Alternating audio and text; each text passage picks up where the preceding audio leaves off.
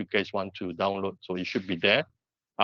There's two ways to download the recording. One is to go to the link, which is the SharePoint folder. The other one, if you click on the chat, this chat itself, there is a tab called file. You can also download from there as well. Okay, the file is about 800 over meg, so it's about 900 meg. So depending on your internet speed, it will take some time. Okay, right. So for this section, we need to talk about what are the valuable investment, how do we do fast development, how do we go for a resilient operation, and how do we co-create the value, and how do we assure conformity. This is actually the compliance part. Okay, now those are the learning objectives, right? So the technique that we need to do is actually focus on all of this stuff, okay, which is the 5 high velocity IT objectives. Okay, now let's look into details on what those items are. Now, first and foremost, valuable investment. What would you think would be a valuable investment? Anybody has any idea?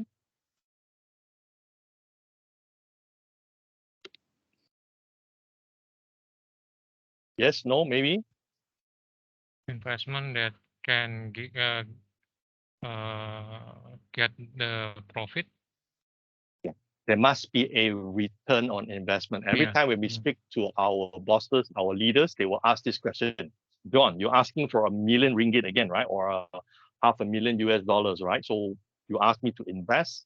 So when can I expect to see some money coming back, right?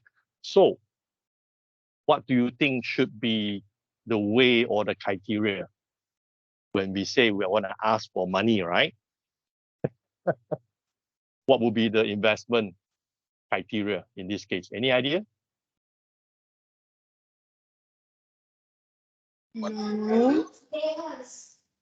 Sorry, Ibu, I didn't hear you. What kind of criteria? You have a return of X number of percentage, right? It's just like I put money into the bank, right? Bank is giving me interest, right? So there is a return, right? Yeah, say if so if I put in 1 million rupiah or 10 million rupiah, so what's my interest rate today in BCA? About 3%, 4%? Yeah. If I put into a fixed deposit or a saving account, those are different, right? Now, if it's at IT or a high velocity IT, what do you think would be the investment be? Any idea? Tools. Tools, yep, fantastic. Apa lagi? Resource. Yes, they need to invest on us. Yeah. Right? Resources. So the fact that you guys are here today on training, BCA is actually investing in you. So you are the resources. Okay, so if I'm your boss, so I will ask the question, so what is my return on investment after you have completed the training? More project. Improve. Good lah, Ibu. Improvement. More project will be a given. I probably won't recommend it.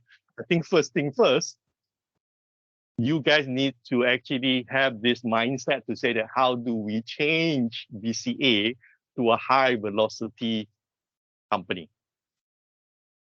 Okay, more project is always given. Every time I talk to my boss, he's going to say, John, I'm going to give you another 5 projects. I'm like, I still got about 9, I haven't finished yet. It's okay, you take another 5. But that's besides the point. The thing is, how can we, as this group of people here, help to make the change in BCA?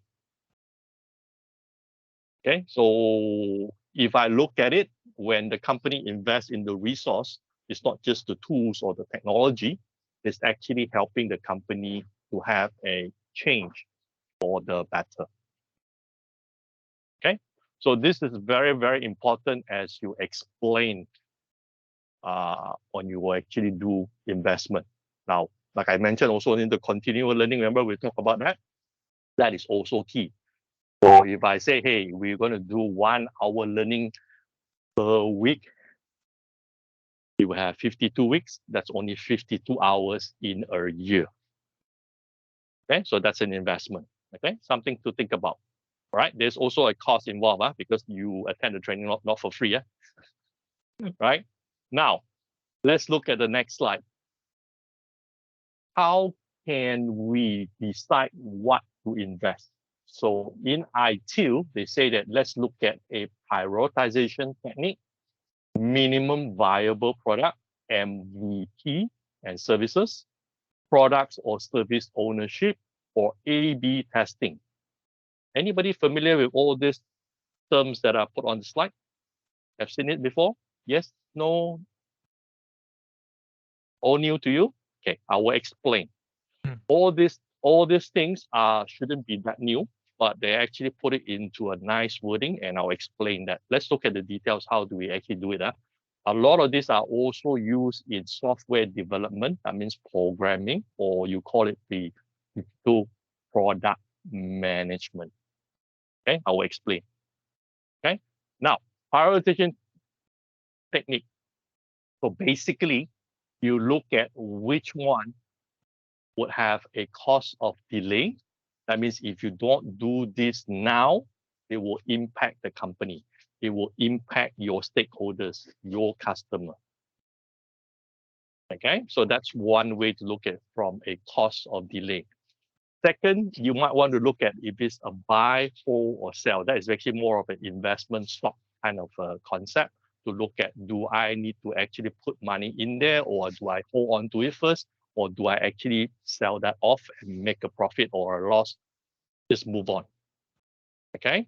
Now, the other things that are things like, if you look at it on the slide, it says stack ranking. That means which one is more important, which one gives a better return, right?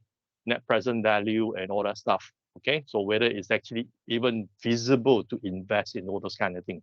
So when you prioritize those kind of projects, then you can actually fight for a bigger budget. So typically, right, if I work on 10 different projects of software development, 10 different products, I will need to prioritize to say that, boss, these are the top 3 products out of the 10 that we must pay attention. We must give the most number of programmers. We must deliver ahead of time. Why? Because it will impact our business. Okay, so prioritization, you have to actually have a justification of sort to say that why this is more important than the other one. It could be also your, what we call, customer population. How big is the base? Okay, so if it's the base is very big, let's say, okay, this application is used by, say, 5,000 users versus is used by only 50 users in marketing. So which is more important? Obvious, right? Okay, so that's one way to look at it. So you can actually look at a base, you can actually look at all these things to sort of rank them with a different rating, and then come out to say that this is important. This is what we must do now. Okay, right. Let's look at a heat map. So from a heat map perspective, if you remember the ITIL step process, when we do this, we are working on planning phase. We're looking at the improve phase. That's what the highlighted, I call it the maroon red color. I think that's the right color to call it. That is actually important for this slide. Okay.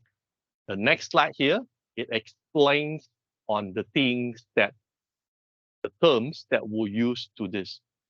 Okay. So if you're doing a portfolio management, anybody know what is the portfolio? Not heard of the word before? A little bit strange new word to you, portfolio. Portfolio means a group of products. Okay, I'll give you an example. Productivity tools. What do you come to mind when I say productivity tools? Any idea? Your Word, your Excel, your PowerPoint, your Teams, those are your productivity tools. So you can actually call that a portfolio, a group of products under what we call the productivity tools. It's one way to call it. So portfolio management It could be like you are talking about, say, investment portfolio. That means you are investing. You're taking money to actually invest. So what are the products in investment? I'm sure in bank, you guys have an investment portfolio, right? Or we're going to invest in share market. We're going to invest in business, in this loan, to generate return, in the bond market, perhaps, those kind of stuff. So that's a portfolio of things. Okay, right. Problem management. You guys should be aware what is problem management. Anybody can help me out? What is the problem management? Come on. I know some of you are working in the service desk. Problem management. Anybody? Catur. Pak Chadur, you are on Yes, mute. sir. Answer, Do you, Catur. can you Problem help us management. on what is problem management? Sorry, sir. Can you help us explain what is problem management? Root cause analysis. Analyze a group of incident you define as the problem, you're trying to solve it. It's problem management, right? Yeah. Jatuh, boleh? Correct? Right. What about project management? Anybody done project before, or who is a project manager like me? No? You don't do projects? Lucky you. So when you do project, you also need to prioritize what goes first, right? Especially when you do a infrastructure project, say I'm setting up a new BCA branch in Bandung or in Bali, right? So I had to figure out, okay, what do I do first, right? I need to make sure I acquire the site. I need to actually raise purchase order to buy the equipment. I need to work with PT Indonesia, the telecom, to actually get the communication lines in, right? Furniture and all that stuff, right? So I need to prioritize that as project management. What about software development and management? How do we prioritize that?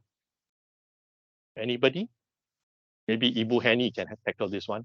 How do you prioritize software development and management? Just give a brief example. How do we do that? Any idea? We make it centralized, maybe? Possible. Or you can look at the user requirement to say that, okay, what do we start to develop first? Okay. What is the first feature I want to actually work on or write the code program first? So typically, it's actually the login screen. Am I correct? You don't do the reporting first, right? Yeah. You have to have the login screen to show the customer first, right? Okay, here is my login screen. I've actually prioritized to get it done. Then next, what do I do? What's the feature, right? And then probably at the last one, you might say, okay, John, we put reporting as the last. Agree? So that's how you prioritize. What about change enablement? Ooh. Any idea? How do we prioritize change enablement? We prioritize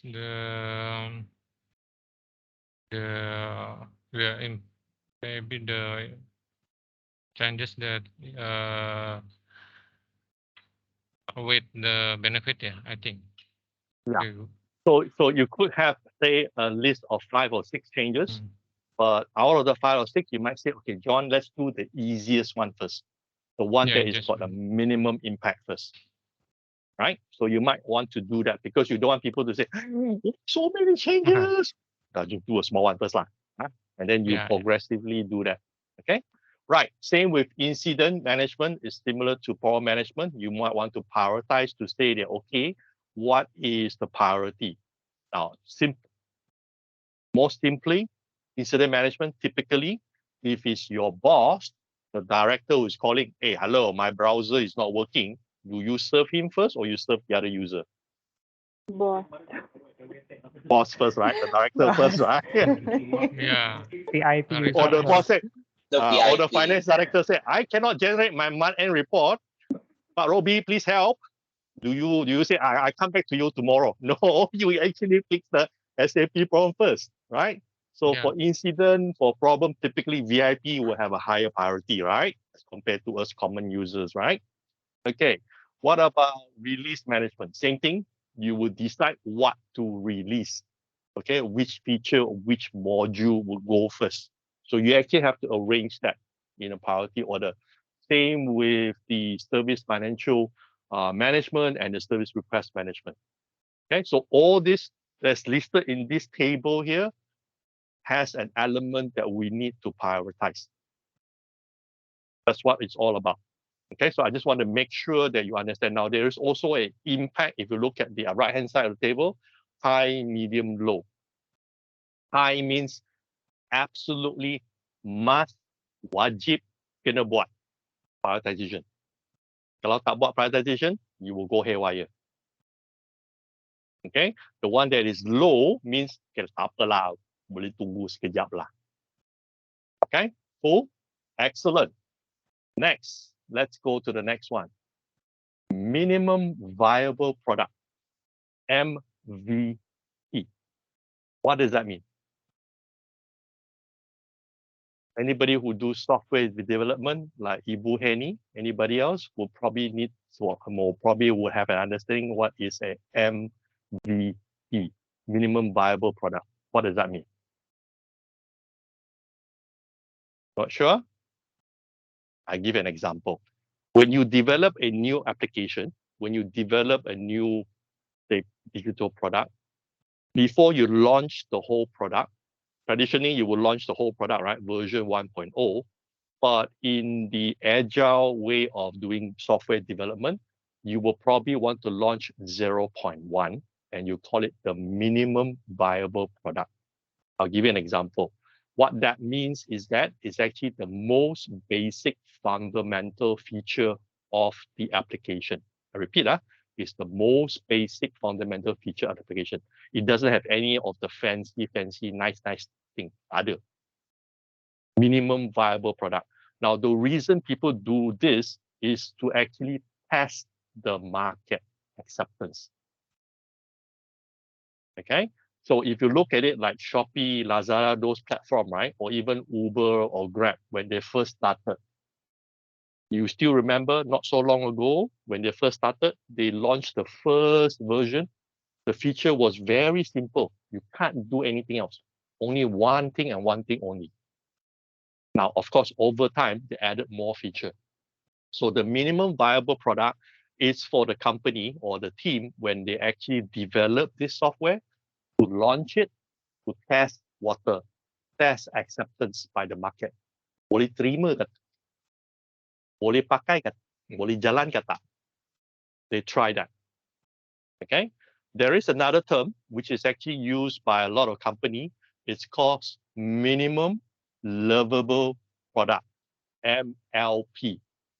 Let me explain. There's a slight difference between MVP and MLP. If you talk to people from AWS, if you talk to people from Microsoft, from Google, they love to use this term called minimum lovable product. So you're probably thinking, John, sama je kan? No. Let me explain. The minimum lovable product is not the basic stuff. They've added a few more items so that when the user use the application or the product, they say, hey, this actually solved my pain point. I love using this. So they are actually actively promoting to their friends and whatnot to say that, hey guys, use this. This is actually very good. It has got like 3, 4, 5 features, very basic, but it's actually helped to solve my problem. Okay, so different from the minimum viable product, perhaps only 1 or 2 features. This has got about 4 or 5 features that actually help the user, and they make the user or the customer or the stakeholder in this case fall in love with your product. Minimal lovable product. Boleh faham? There's 2 different terms here. I just want to introduce that to you because most people will use the minimum viable product. Typically, if I run a product management team, I will encourage my team, the developers, to say that please give me 2 versions. I want to see what is the minimum viable product, what is the minimum lovable product. Then I need to make a decision as a product owner, which one I want to launch. The first one, minimum viable product, is to test. Can I go further? The minimum level product, I know that the customer would not let go. They will love this product. They will help to promote this. Okay, so the same thing as you do the service, right? As you design a new digital service for BCA, you need to be conscious of these two concepts. Am I doing a minimum viable product just to test market, just to test acceptance, or I already have a group of features that I'm going to launch it as a minimal lovable product that people will say, BCA is the best. I love this. I'm going to recommend this. I'm going to use this. Understand the concept? Okay, so if you write programs, if you do coding, please remember these two items. Because typically the bosses will ask, what is the minimal viable product? Can you demonstrate or show it to me? Or what is the minimal livable product? Can you show me why we have to include a little bit more feature? Why this makes sense? Okay, so let's use an example. You have a banking app, right? So if you say, John, I'm going to launch a new banking app, what will be the first thing that we should include as a minimum viable product? Any idea? Let's think about it. Inquiry? That's only one, right? I can only check my maybe bank balance, right? As an inquiry, right? Okay, John, you have only less than 1 million rupiah left in your bank account. 1 million, okay. That's the only thing I can do, right? But if it's the minimum livable product, what other features should I include? Think about it. Transfer. Transfer, yes. Apa lagi? Payment. Payment. Group ke tak? Purchase. Yes. So there you have it. So you already see the difference, right? Can you see the difference already in the product? Minimum viable, minimum livable. So if I launch the minimum livable, would you, as a customer, want to use it? Okay. However, it will require a bit more time to develop and put all those features in, right? Whereas a minimum viable product, maybe you can complete it in less than 2 months. Whereas a minimum livable product may require a 4 to 6 months of development work. Understand now? Why I actually want to explain this concept? Okay. Now, this is before you even like really launch it in the market. Because you need to show your management, boss, I need another $500,000 US. Of course, the boss going to ask, what are we launching? Launch apa ni? Apa ni? Apa feature dia? Does that make sense now? Okay, just remember the two concepts. Okay, cool. So if we look at a heat map perspective, this is actually fall under the design and transition. Okay, design and transition. Right. Practice for what a minimum viable product is relevant. So if you are doing a minimum viable product, here are a list of terms that we need to know. So we're talking about a architectural management. Ooh, big words. What does that mean? That means a standard architectural design. Okay, so I'm not sure you guys have an enterprise architect in the company, or you only have solution architect. Mana satu? We have. You have, right? Enterprise architecture. Yeah. So if you talk to an enterprise architecture, you say, I want a standard design. What would he give you? Typically, think about it. You would have a front end interface comes in from the internet, or if you're hosting on the cloud, they will draw that for you, and it will actually somehow put all the components in your WAN, wide area network, your local area network, and then going through the firewall, your DMZ zone, your router, your load balancer, to the server itself. Maybe you have a reporting server that's attached to it. You may even have a standard NAS design because that's what he would recommend because it's a big database, right? So those are the architecture stuff. Okay, next one, business analyst.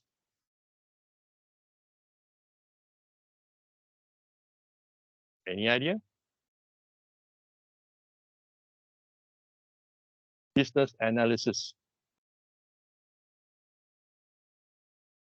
Basically, is actually to look at what is the core function of that business unit. So you analyze it. If it's just the loan provision office or the loan hire purchase loan, for example, that business unit, what is the core function that they do? Okay.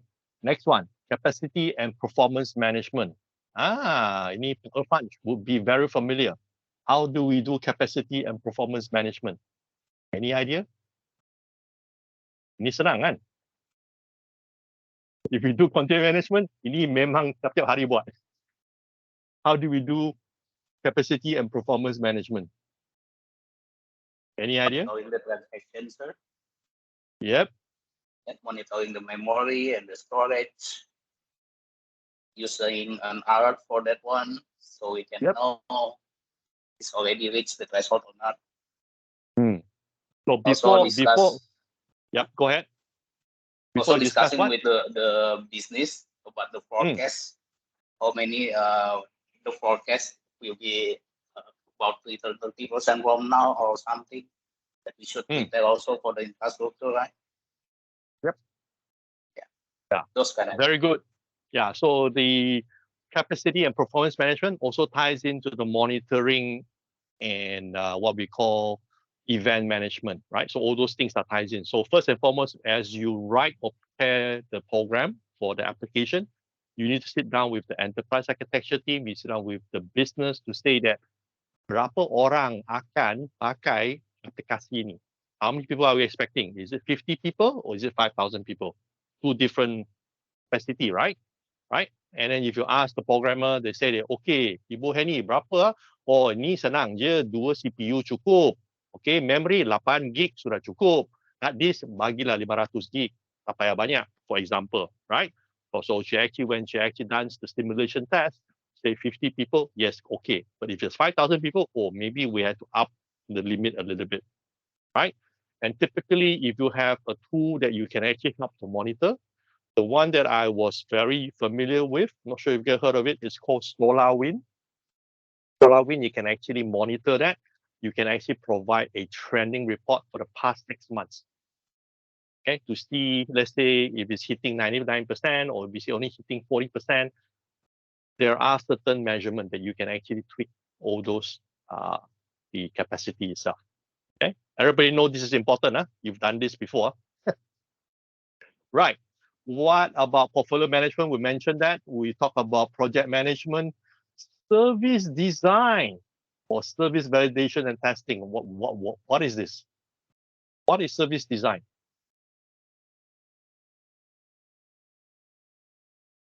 Basically, service design is when you put into your service catalog to say, okay, from today onwards, we are going to offer this. So service design means you sit down to say that, okay, what am I offering? Oh, John, actually, we are going now to offer what we call on-site support at home to help our employees who are working from home. We will send somebody to your house to configure your machine, to configure your internet, and make sure that works. Okay, so how do we design that? How does the employee request for that service? What does that mean? What is the expectation? So we actually have to list that down from an IT perspective to say that I'm going to design this new service. We are going to release that to help our employees in DCA. So that's just one example. Okay. Now, as you do that, which comes back to the next one, it's called the service validation and testing. Before you release it, you actually need to do a simulation to say that, is this correct? How does it impact our service level if I'm going to offer this? Is it only within Jakarta or how? Or do I actually serve all the branches as well? Okay, so you actually have to validate and test that assumption as well. Right. Software development and management, I think that one's easy. Infrastructure and platform management. I think that one is also quite straightforward, right? What platform are you on? You're on the Windows platform, you're on the Unix platform. You're on the cloud platform. What platform are we on? Right? Sure. Is it yes, related question. to the architecture management? Yes, it does. It does. So all this you actually have to discuss with the enterprise architect before you launch a new service, a new product. Okay, are you hosting it on-prem or you hosting it on the cloud? Or you're going to say, John, actually we like hybrid, dua-dua pun ada. Why? Because I want to make sure continual management is there. Boleh je. Okay, but have that discussion with the enterprise architecture. They would have a suggested way to do it. There's nothing wrong if everything on-prem. Not because your neighbor go cloud, you also go cloud. Don't. Okay, like I keep saying, what works for BCA may not work for other company. What works for other company may not work for BCA. You guys need to discuss internally to say, does this make sense? I keep saying that. Please remember, because I've worked with different companies. They always say, oh, we need to do what the other guy do. I said, no. Well, why are we following the other guy? Our situation is unique. We are special. We are not like the other guy. Okay, but we can consider, we can explore to see whether it's relevant or not. That's the thing that we need to do. All right, now service catalog management, service continuum management, supplier management as well. Okay, so these are the areas that we can consider to explore minimum viable product. Like I said, the recommendation is to go for a minimum level product where possible. But do understand it costs more time, costs more resources, costs more money. You may or may not want to do a minimal livable product, depending on the business requirement. But at the very minimum, minimum viable product that must be done to test whether it's accepted or not. Okay, right. Now, when we do products, typically, I mentioned this before, you should have what we call a product owner. So we spoke about this yesterday, a little bit today as well, right?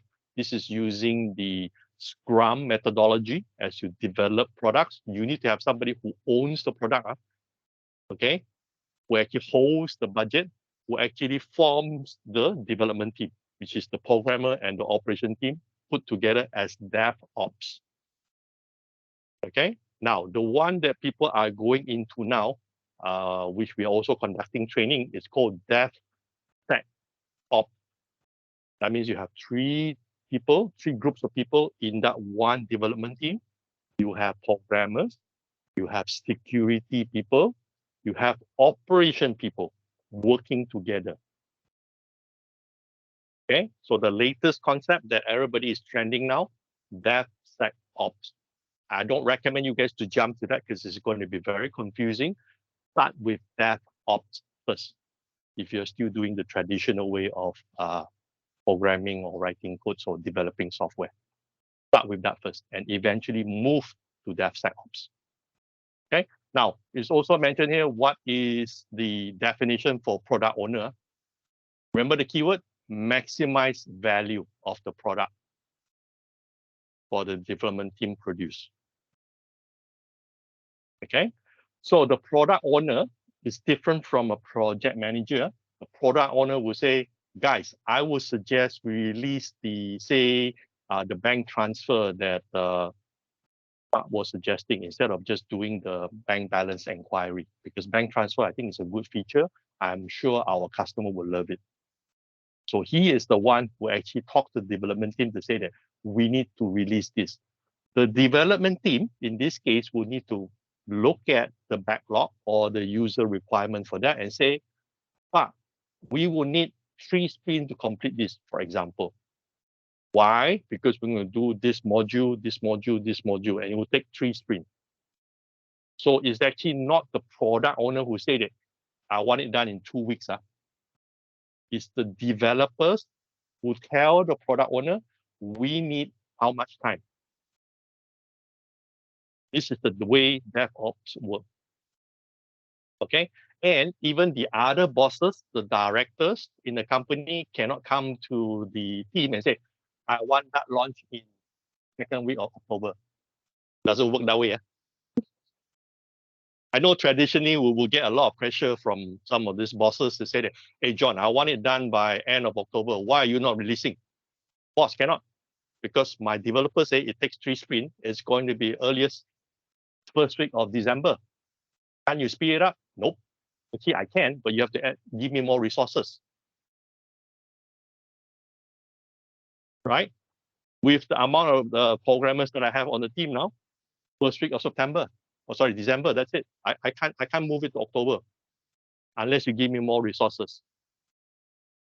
Okay? So you have to understand this concept of Agile Scrum is slightly different from the traditional way. Okay? Now, remember that keyword, maximize value of the product. This is actually one exam question. Okay, cool. Right. In terms of heat map for ownership of service value chain, all those that are in maroon red are the areas that the product owner needs to actually do that. Okay. There is a table. So it will involve infrastructure and platform, portfolio, relationship management, service catalog management, software development management, project management, risk, and supplier. I'll let you guys read that. Like I said, it's just telling you that if you're doing product management or you are the product owner, these are the things that you need to watch out for. Okay. Any questions so far? Anybody lost yet? No? Yes, maybe? But question on this, please ask. Okay. Right. Next one. A/B testing. This one easy. Ibu Henny, you know how to do this, right? A/B testing. What is A/B testing? Pernah dengar ke tak? What is A/B testing? Is it the same like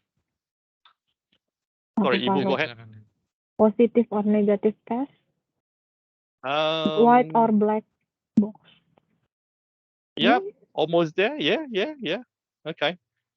Now, Robbie, you have a feedback? Is it like a canary? Similar to that.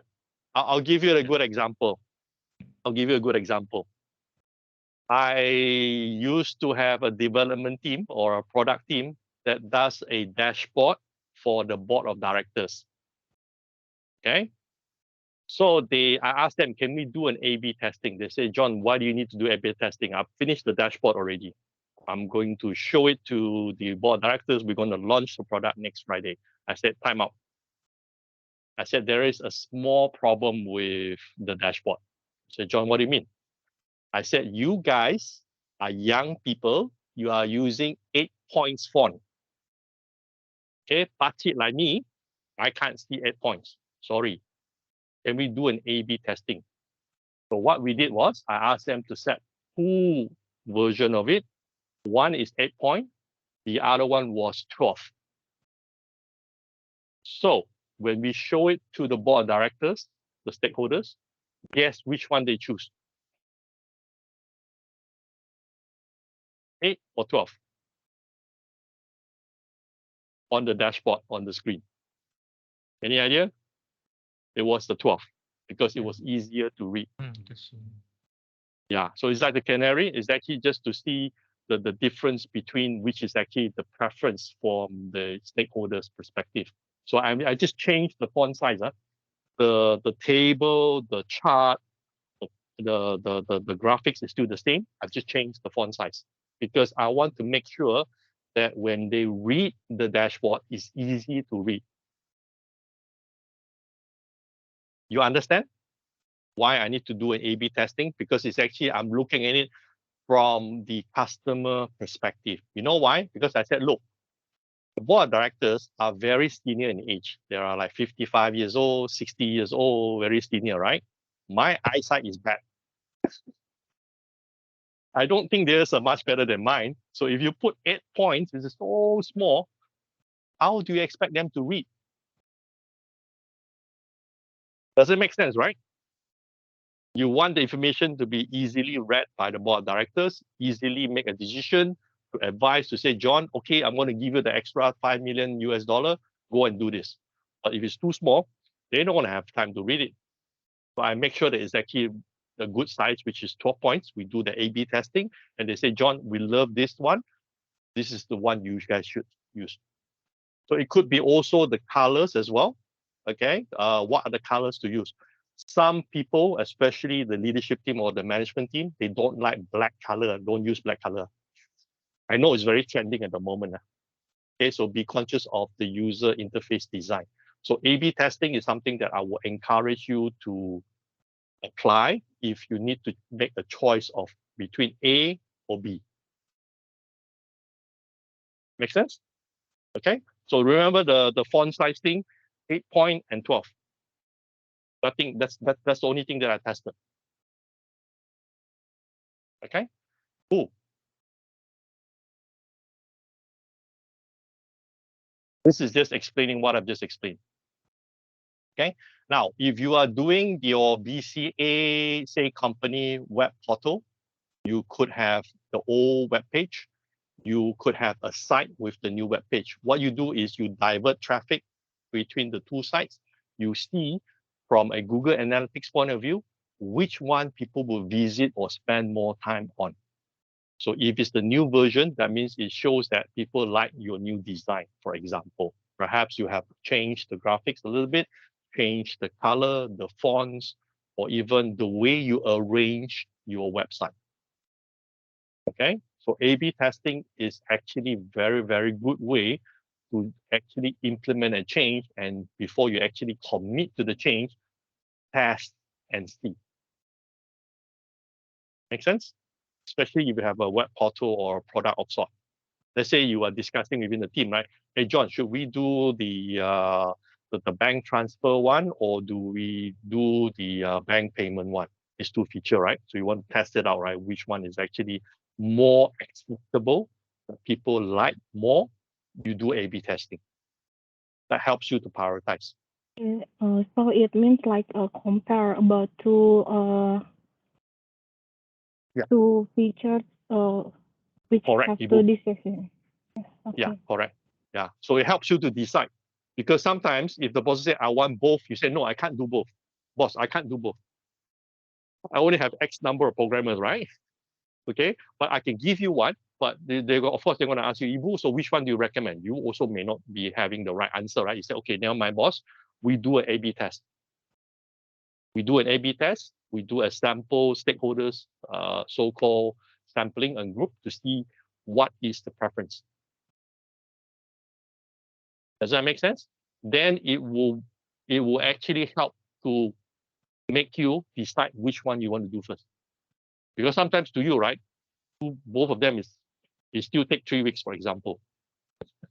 No difference. There's no like which one is faster, which one is easier. No, it's the same. So you need to make that call by using an A/B testing. Okay, cool.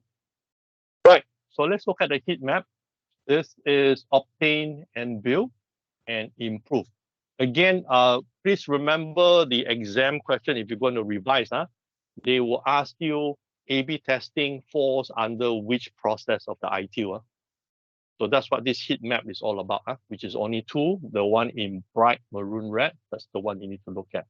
Again, this table only tells you to say that if you need to do A/B testing, these are the specific elements or areas that they encourage you to do that as well. So what we did just now, just to explain the example, hopefully you can actually relate to that as well. Okay, so you can actually read this later to say that, okay, portfolio management, oh, I can also do A/B testing, right? Which one to launch first, right? Same with risk management, service design, architectural, and all that stuff. Okay, cool. Right. Fast development. How fast is fast? 3 weeks? 3 days? 3 months? How fast is fast? Based Let's on look both. into that. Based on Huh? both. Right Now? now. Right now? Okay. Right now. Ibu, you are very, very lucky. You know why? You have not met some of my old bosses. They don't tell you right now. They want it not yesterday, last month. Right now is being very kind to me already. Say, John, I want it now. I said, oh, thank you, boss. Thank you, boss. You're very kind. Some of my bosses, no, I want it last month. Why only now you're telling me you're not ready? I want it last month. September, October. Sorry, it's supposed to be August. You were ready. Okay, so let's see how fast is fast. Right.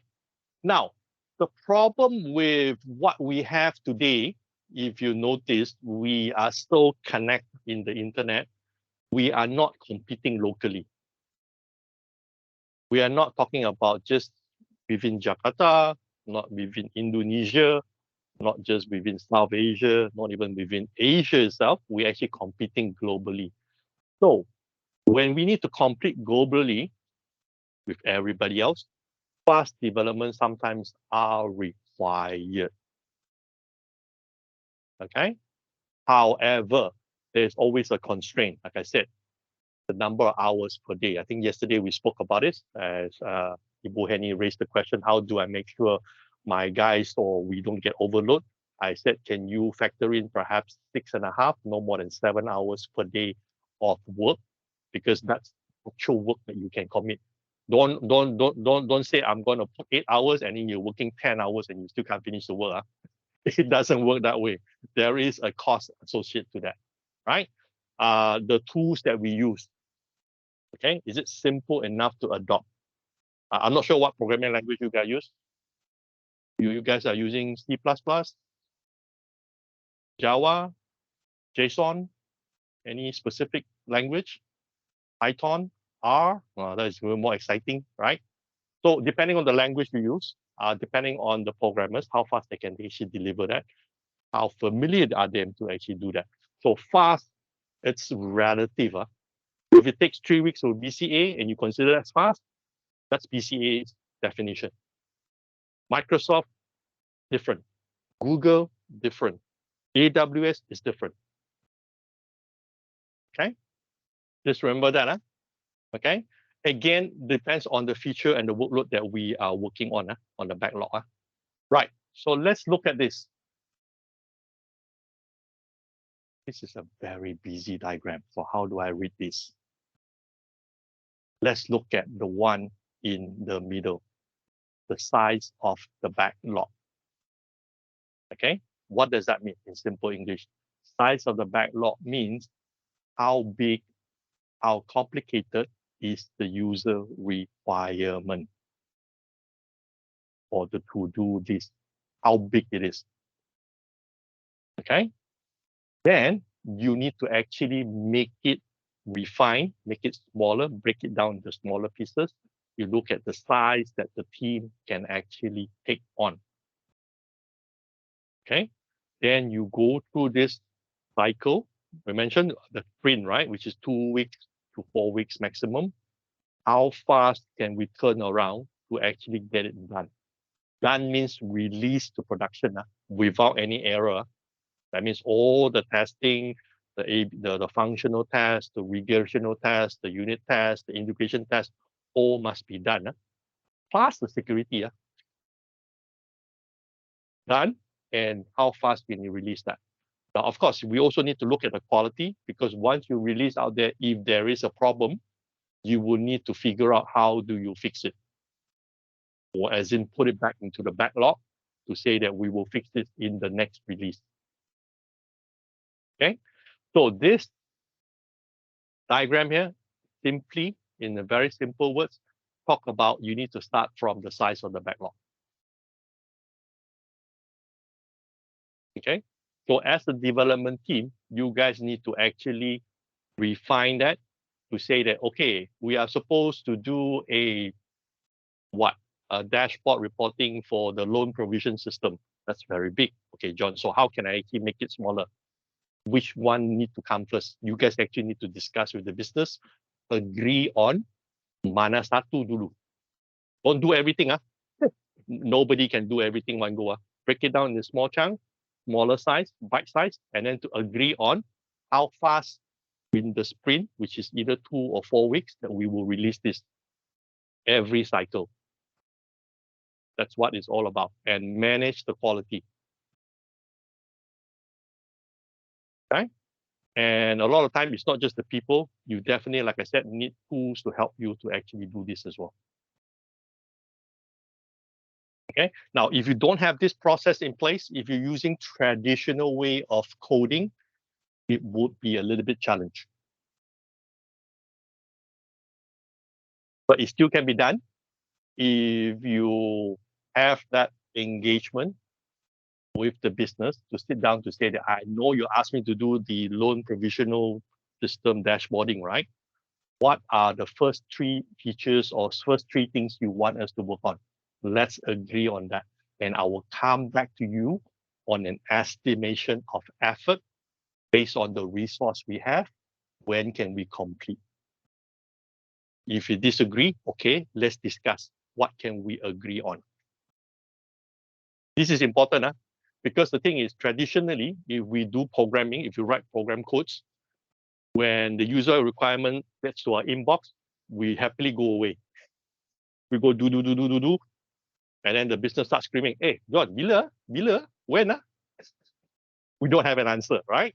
But what ITIL is saying, please have an early discussion. What starts first, what you can do first.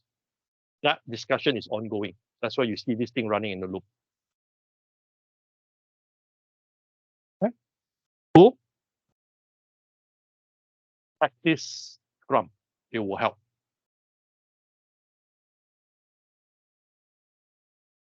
What are the things that you can use to do fast development?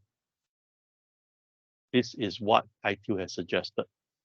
Infrastructure as a code, loosely coupled information system architecture, to review, continual business analysis, continuous integration, continuous testing.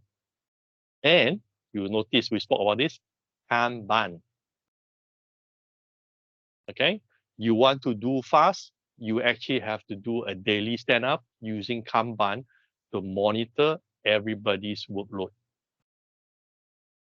Okay, now during the stand-up meeting, let me explain a little bit more detail how I actually do stand-up meeting. There's only 3 questions that needs to be asked. 15 minutes meeting among a team of say 8 or say 6 to 10 people. You can do it in 15 minutes. Let me explain. 3 questions only. First question that you need to answer, what have I done yesterday? Write it down. What have I done yesterday? So the team members say, oh, John, yesterday you asked me to do the login screen, right? Well, I actually have completed it. It's actually ready now with the BCA logo and everything is actually there already. Plus the backend authentication, the ID password, yep, ready to go. Cantik. So the next question you need to answer is, what am I planning to do today? Apa yang saya akan buat hari ini? What do I plan to do today? So if I have actually done that yesterday with the screen, right? Okay, today I need to actually plan to do the second part of it, which is to do the integration for authentication and whatnot. Okay, that's what I plan to do, right? Second question. The third question that I need to answer is, do you have any impediment or do you have any challenge? Ada cabaran kata? Do you need help? Those are the only 3 questions. So in my case, maybe I can say, hey, guys, I have a problem because we are supposed to use 2-factor authentication. Aku tak biasa. I don't have any knowledge. Anybody can help me on the team. Is Ibu Henny know how to do a 2-factor already? Can you help me? Because I need a little bit of help to make sure that the code use this. So 3 questions. What have I done yesterday? What do I plan to do today? Do I have any challenge or I need any help? Then I'm meeting, Kanban, these 3 questions only. 15 minutes. So if you use this, you can do things very fast. You know why? If the programmer was having a problem, they should be honest enough. Remember the safety culture we spoke about? They should tell them, hey, John, I really don't know how to do this. I need help. If it's a traditional way, we all lock away in a room. They don't tell you. They tell you after 2 weeks, Abu, I don't know how to do this. Hey, we need to go like this Friday. Maybe you don't know how to do this. So less than 2 days left. You see how this works? Front, safety culture. You don't know means you don't know. You actually have to tell people and ask help from the team. Okay, so all this technique here that we've been talking about helps you or helps BCA to do things in a very, very rapid, very, very fast way. But you need to actually apply it. Yes, Ibu. I'm asking, if the work list from the user requirement is too much and out of our team control, is that okay to make some freeze changes in our application? Is that okay? You should. Yep, you should. But you have to discuss that with the product owner. The product owner has to agree. You don't talk to the user. User will talk to the product owner. You only talk to the product owner. The product owner needs to decide. He or she must have the authority to say that Ibu Henny, kita setuju, we will freeze. Time out. Okay. Okay. Noted. So this is where you have the control in terms of the speed and the quality that you deliver this.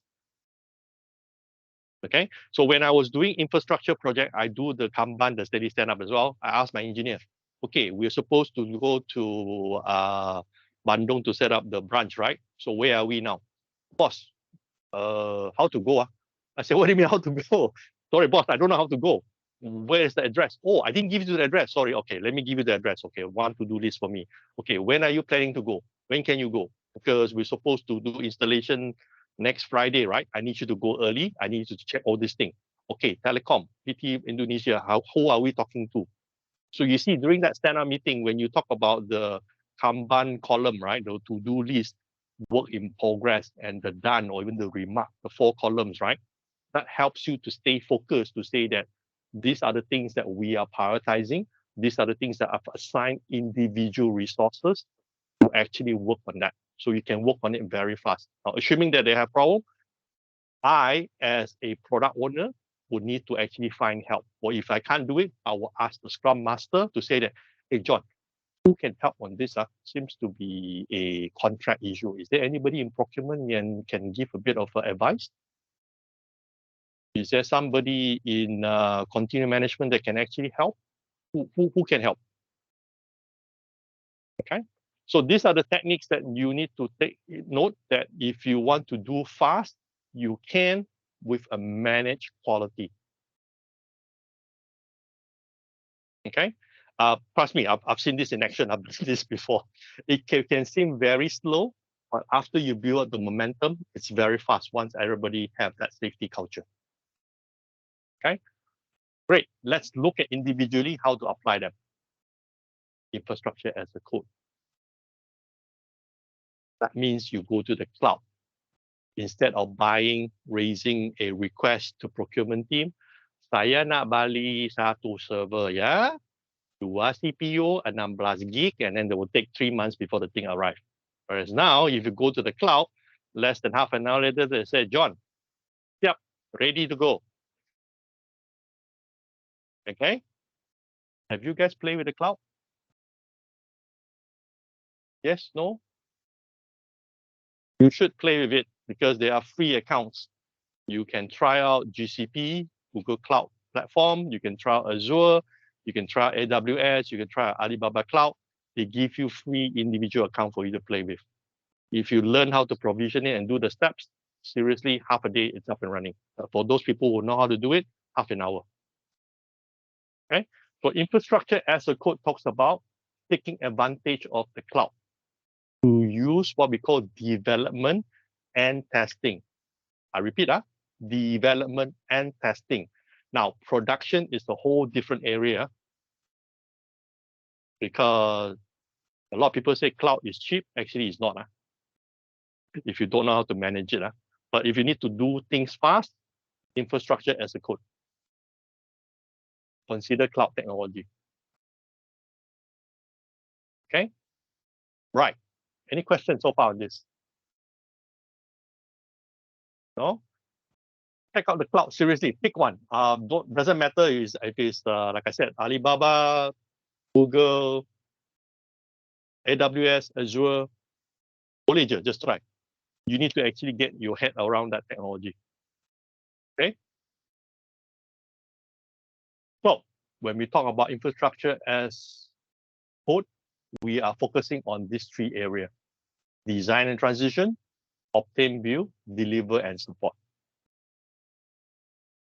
Okay.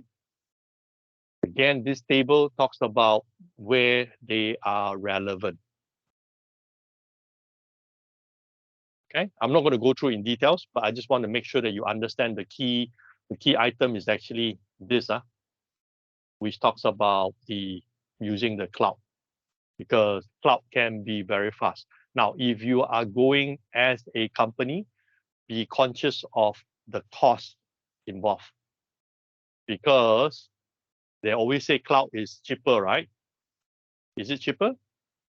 Anybody know? Actually, it is not. Let me explain. Go up to the cloud is free. Coming down costs money. You keep things on the cloud, costs money. Let me explain. I used to work with a group of data scientists. And one day, one of the lead data scientists came and talked to me. He said, John, I want to go to the cloud. So I said, very good, Pak. What do you want to do? Oh, John, I actually want to upload a 500 gig database. 500 gig. I'm like, okay. He said, free, right? I said, yeah, John, yeah, it's free, upload. So I said, what do you want to do? I said, oh, I want to keep the 500 gig on the AWS cloud. So I said, okay. How much budget you have? So she showed me the budget. So I said, okay, reasonable. How long you want to keep it? Not sure. So I said, based on the budget that you have just given me, I estimate probably no more than 4 months. 4 months, you run out of budget. What? So fast? So I said, what else you want to do? Oh, I'm actually going to write a programming code to actually clean the data. I want to cleanse the data. I want to actually do some data modeling. I said, good. I said, after that, what do you do? Oh, I want to download the data back. I said, that will cost money. They said, why? I said, well, look at the terms and conditions. It says here, when you download the data, when you keep it there, it costs money. And when you run the program, it also costs money. So when we did the calculation, guess what? The budget that he has can only support him for 1 month. Then he said, no, John, I need to run this for 4 months. I said, you don't have enough money. Sorry. They said, what do I do now? I said, well, you can trim down or chop the database into smaller chunks, or you ask for more money. That's the only thing I said. Okay. So be conscious of this. If you guys go to the cloud, please go through that thought process to say that how much money we have, do we expect to spend, what do I need to use it for? Like I said, going up is free, storing it costs money, running things on the cloud costs money. As you download it back, also costs money. Okay. And also, even I spoke to the data scientist, I said, what is this all about? They said, oh, I'm actually doing calculation here and there. I said, is it CPU intensive or input-output intensive? They said, John, why you ask all these funny questions? I said, I need to know so that I can suggest which chipset for you to use. Chipset? I said, yeah, there is the Intel, there is an AMD. Both chipsets are actually used for different purpose. They said, John, I don't understand. I said, let me explain. I said, if you're using Intel, that means it's CPU intensive for calculation. But if you're using like writing reports to a different database, input and output, retrieving, processing, put back, perhaps AMD is a better chipset. Oh, what's the difference? I said, it could be a 20% difference in the cost, depending on the workload. They said, oh, I didn't know that. I said, yeah, I need to explain to you because I'm trying to save you money. Because if you use the wizard and just auto-select, and it selects the wrong one, it's going to cost you more. Okay, so this kind of thing, please sit down with the architecture team, sit down with the cloud operations team, run through and discuss. It could be very expensive. Or even I ask my team, why are we leaving the instance running after hours? They say, what do you mean, John? We go home at 6:30, right? You are keeping it running there. It's not doing anything. Nobody is accessing. It still costs money, right? Oh, so what do you suggest? I said, we optimize it. Perhaps you want to actually shut it down. Shut it down? I said, yeah, if you're not using, shut it down. Why keep something running? It's just that I leave the lights on in the office at night when nobody's in the office. You need to pay electricity bill, right? Does that make sense? So please be careful on all this small stuff because your finance director is definitely going to scream at you when you burst the budget. Trust me. Be careful on the cloud, especially the budget cost. Because it's on demand, pay as you use, can be very expensive. Okay, this is what I wanted to share. Right, quickly, let's go on. Closely coupled information system architecture. Wow, that's a big word. What does that mean?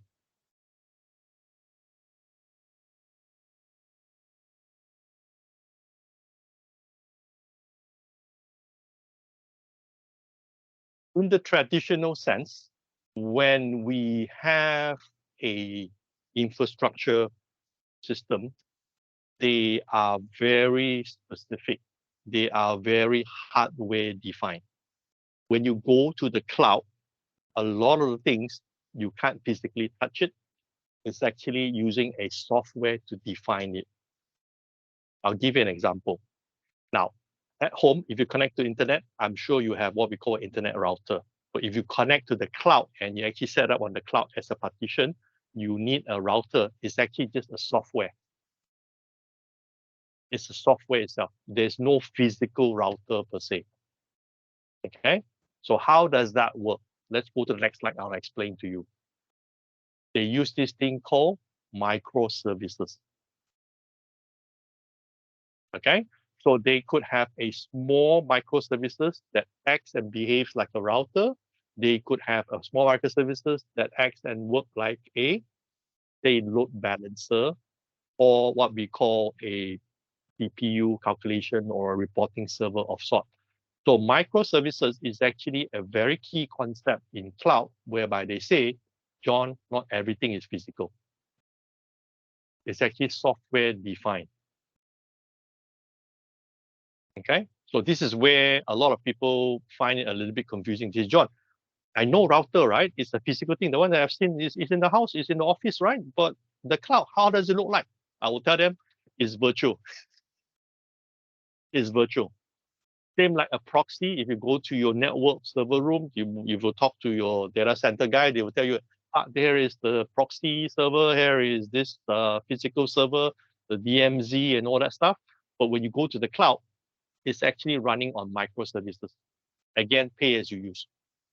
Okay, so going back, loosely coupled information system architecture means you can actually put together a system virtually. Okay, can be interchangeable. So it's actually quite easier for the enterprise architect to put together these kind of things instead of mapping it out, instead of raising a purchase order, instead of waiting procurement to issue the PO, instead of waiting for the vendor to deliver it and install it. That will take at least 3 months. Okay, so when you go to the cloud, this is another advantage of doing it fast. Okay, software defined services. That's what it is all about. Microservices or containerization. Now, what is containerization? Now, imagine, right? I'm sure you guys have got multiple business function, right? You have a loan provision system, you have the accounts payable, the procurement, all those, right? Now, in the traditional sense, what's going to happen? Each department, each business unit, each business function will have its own server. When you do containerization, which means that in a virtualized world, you can have multiple containers of defined function itself. So you could have a container that houses the procurement. You can have a container that houses accounts payable or accounts receivable. Now, what's the benefit of this? The benefit of this, the resource can be shared across, just like virtualization, but it can also means that you can actually scale out or scale up as and when you want. That means, let's say if it's a month end, right? You need to actually close your books. You actually need to balance your account receivable and accounts payable. Guess what? You can actually increase the CPU or the resource required for the container. Okay. Any questions so far on this one? It's a lot of the cloud concept here. Is that similar to virtual server? Repeat again. Is that Similar- similar to virtual server? It's similar to physical server, but again, the physical server typically will only house one function. Whereas now in a server, if you apply a virtualization, you can have multiple small containers running that.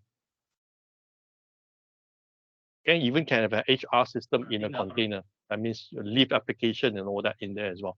Sorry, there was the comment.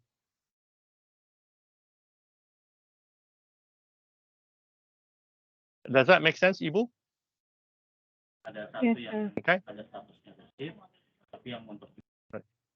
Okay, cool. Right. So again, heat map, plan, design, and transition, obtain and build. And there is a whole table of stuff. Right. Do you guys need a quick break before we continue? Yeah? 15 minutes or 10 minutes? 15. Okay. Yeah. You guys like the magic number 15. All right. Come back. Now is 15:24 or 25 on my clock. Come back in 15. Yeah, come back in 15 minutes. I'll put it into the chat. Yeah. So it will be 15, 40. 15, 25, 45. No, 35. 40, sorry. 40. So that should be, 40, 45. yes, Or that's correct. 44. Sorry. My 14:40. yeah, Jakarta 40. time. Yep, correct.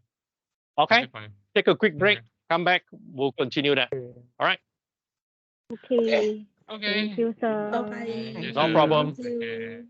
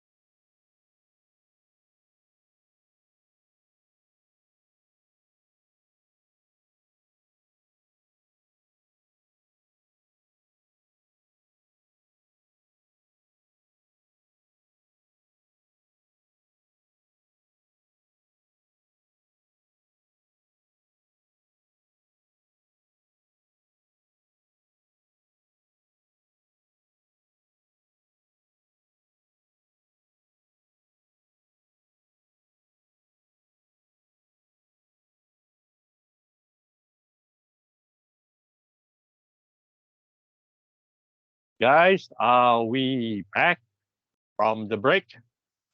We need to continue. Yes. Yes. Thank you, Ibu. Thank you, Pa. Right, let's push on. We are now on slide 191. We are on track, so let's talk more. We are on the section of, or should I say the topic of review.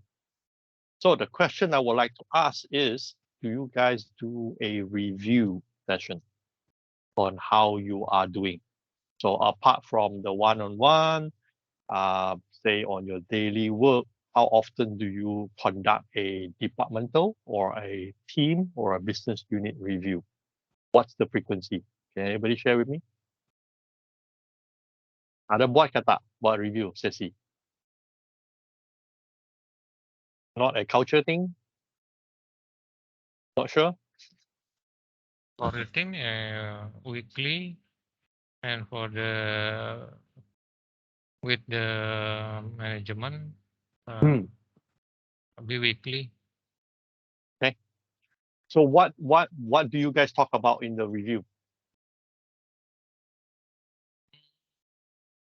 In the review, we talk about the progress of the project, the obstacles, and what else? Yeah, I think that's maybe Pauline want to add. Okay. Sorry, I'm late. Can you repeat the question? The question is, what do you talk about in the review session, if you have one? The weekly Mm. meeting means Can we be weekly, can be monthly, can be anything. Yeah. What I okay. want to know what are the topics you talk about, or what are the Okay. things you will talk about. First, the update about 1 weeks before. Is there any problem? And then about the project, the progress. Is there any problem? The project, like that. And maybe the personal issue, maybe. Oh, okay. You need an increment to tell the boss. Boss, I need an increment. Yeah, personal issue is. Yeah. Okay. Right. Those are important points. I would suggest to add one more thing. When we do a review, there's one more thing I think you guys may not have mentioned, which I like you guys to consider to include. How can we do better? Right? It's good that you guys mentioned, I mean, you guys talk about what happened last week, right? Whether you're on track, off track, any challenges and all that. But the most important thing when you do a review, please include this topic. How can we do better?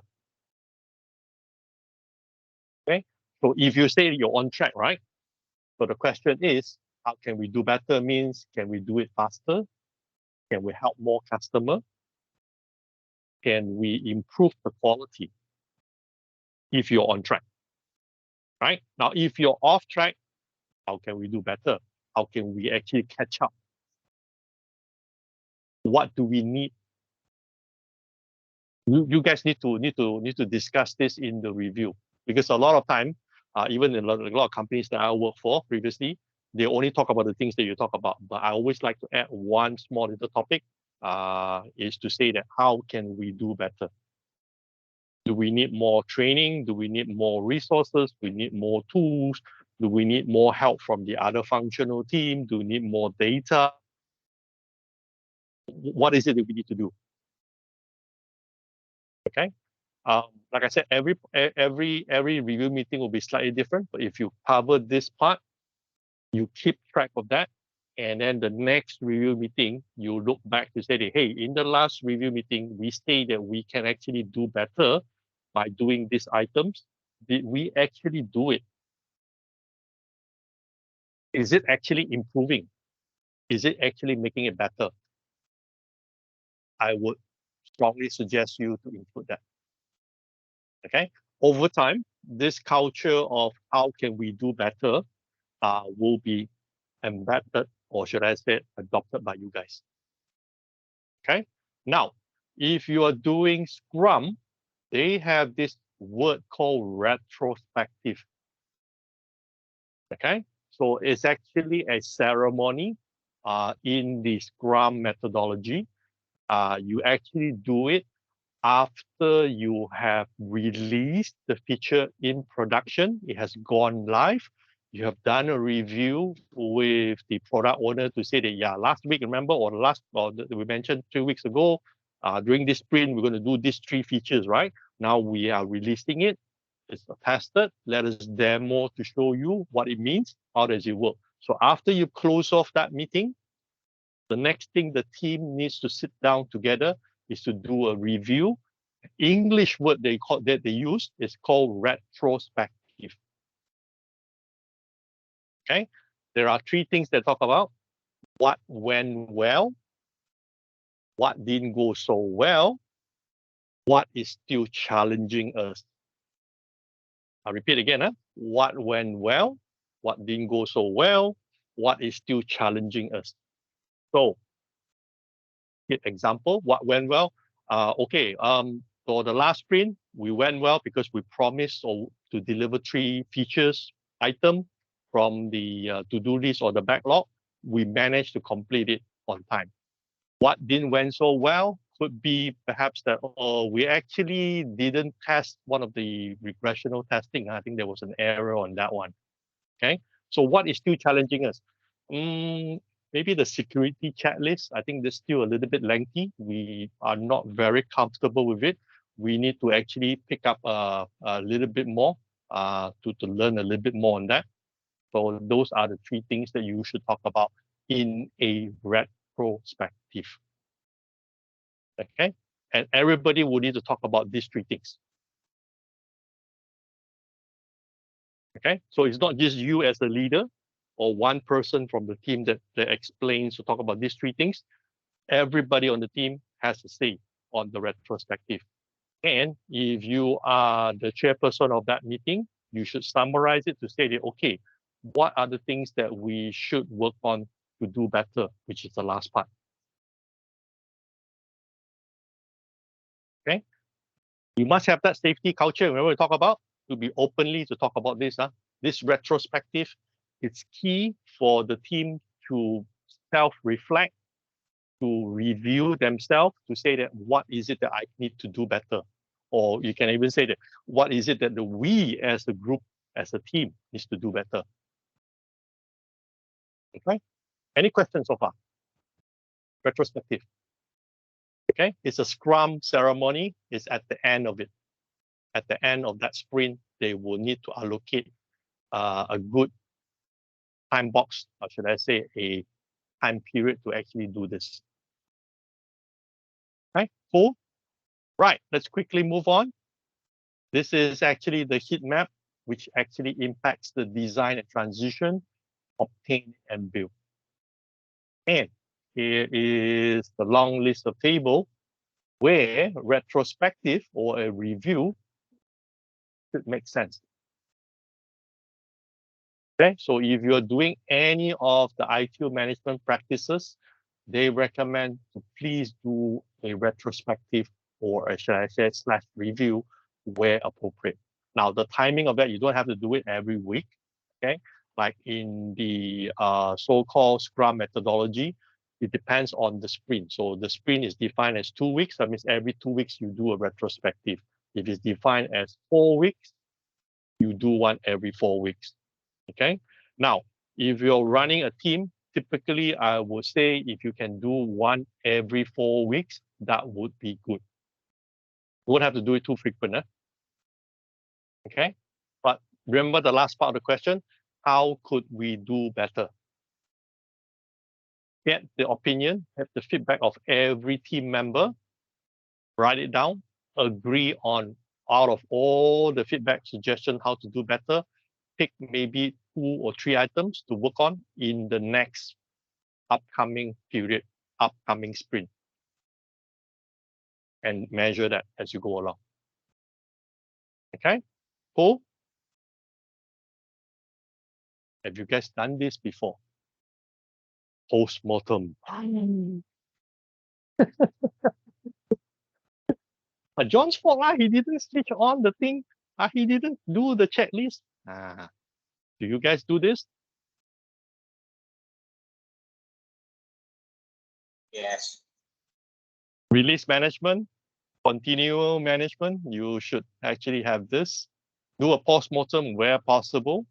Typically, when we do postmortem, blameless is key.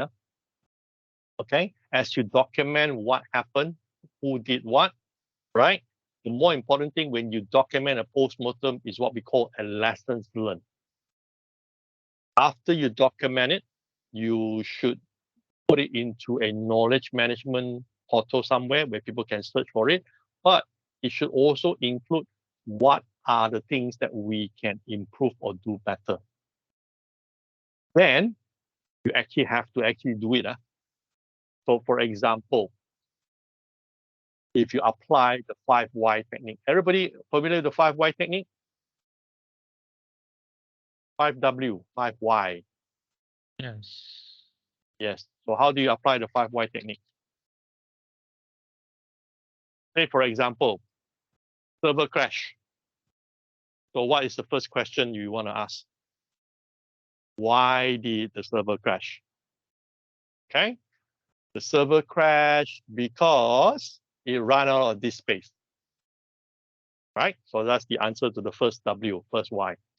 Second Y. Why did the server run out of disk space?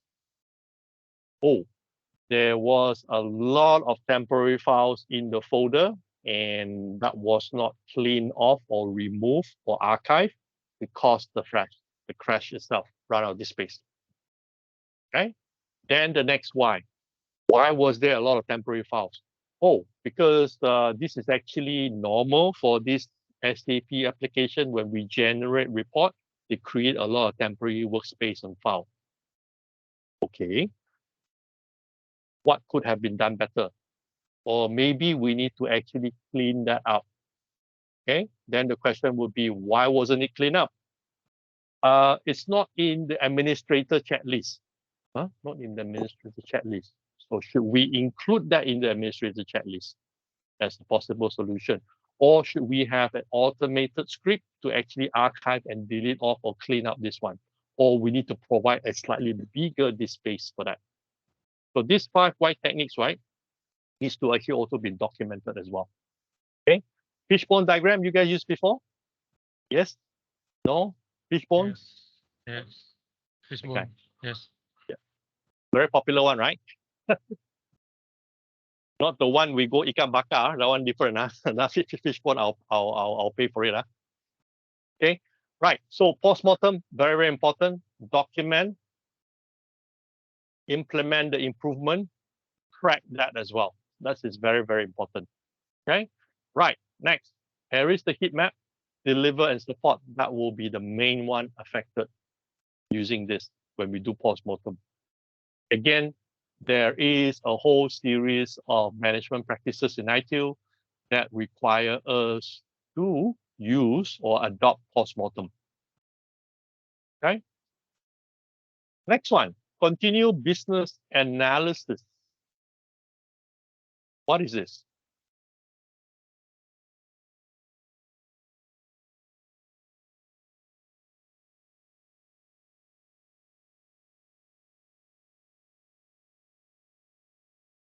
Now, as we know, technology changes very fast. When COVID hit, we can't go to the office. We actually have to work remotely. So we have to use tools like Microsoft Teams, right? So when things change, the way we work, the way we conduct business change. So when we ask management to invest in a certain specific area, we need to validate to say that, is this the core of the business? Is this what is required? Okay. So you actually need to look at it. This business function, what is it the core? What must die, wajib, kena ada, must have. Okay, so continue business analysis means that you actually look at the core. So if you're doing disaster recovery or continuity management, this will be very important.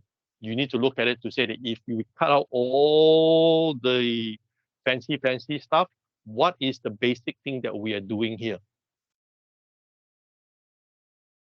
Okay, so I think this one requires a bit of the analysis of the business function or the business unit. What is it that they are doing? Okay, so please look into that in detail. So let's look at the next one. It talks about iteration, which is during the MVP we spoke about, during the small little change as versus the traditional one, which is the waterfall. You come up with version 1, you wait, and then you do a big user requirement, and then wait for a long time, actually come up with version 2. So the MVP, which is the incremental, which we spoke about, which is actually adding feature by feature within a time frame of the sprint, that is what is suggested. Okay, so when we do things right, what ITIL is saying that don't go on a big bang approach, that is traditional way. It actually is not going to be helpful. It's too much of a change. Okay, so if you do that incremental change, it is actually much more easier to digest, much more easier for the customer or the stakeholders to accept and to apply and to use it. Okay, so at each of the incremental value that we release, right, it will add up. So if you think back to a mobile app thing that we talk about, right? So just checking the balance was the MVP. The next one that somebody mentioned was to say that, John, maybe I should actually allow to do transfer. Or the next one could be I should allow to actually do bills payment, right? So all those can be released on a feature by feature basis. Okay. Again, this is the heat map: plan, design, transition, and improve. And here is the table again. What are the areas that we can apply to it? Okay. So some of this concept that we talk about, right? You just have to understand to say that, okay, this one, what does that mean? This one, how do we apply? And where does it impact the value chain? What are the areas that would have or can we potentially use this? Okay, you don't have to memorize everything. I would suggest, like I said, to look at the table, especially the one with the right-hand side that's got a high impact.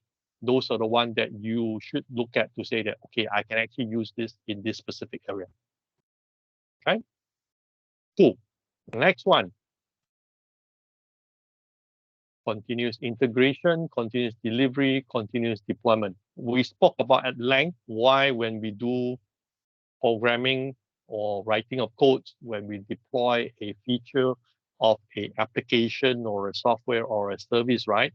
We need to always think about integration. We talk about delivery. We have to talk about deployment. This is actually very, very, very key. CI/CD. Okay, because if you just release that without looking at these 3 items, you will have a problem. Things will not work. Okay. Design and transition, obtain and build. And here are the things where it is relevant. Like I said, I'm not going to go detail. It's a lot of stuff there. You can actually read it later, but just be aware that's why we need to do CI/CD and what is it for. Okay. Again, this is another table. What are we testing when we talk about testing? Okay, there's so many types of tests out there. Right. This is an important slide. Why do we need to do continuous testing? Anybody? To faster the process? Yes, one way, but the key thing is to ensure quality of your product. Okay, you cannot just say, John, I've already tested the login one, it works. Then when you release the next feature, let's say the bank transfer, you don't test the login again. You actually have to conduct the whole test again. You want to ensure end to end it works. End to end, the quality is there. Okay, you cannot say, oh, version 1, aku dah test ni, habis lah, siap lah. Now I'm doing version 1.5, so the version 1 stuff tak payah lah. Sebenarnya, kena test balik lagi. Quality needs to be ensured. Okay, that's why it's quite challenging for the programmers if they don't have a tools that can do the integrated testing, can then do the continuous testing, they can do the simulation testing, the load testing, and all that sort of things.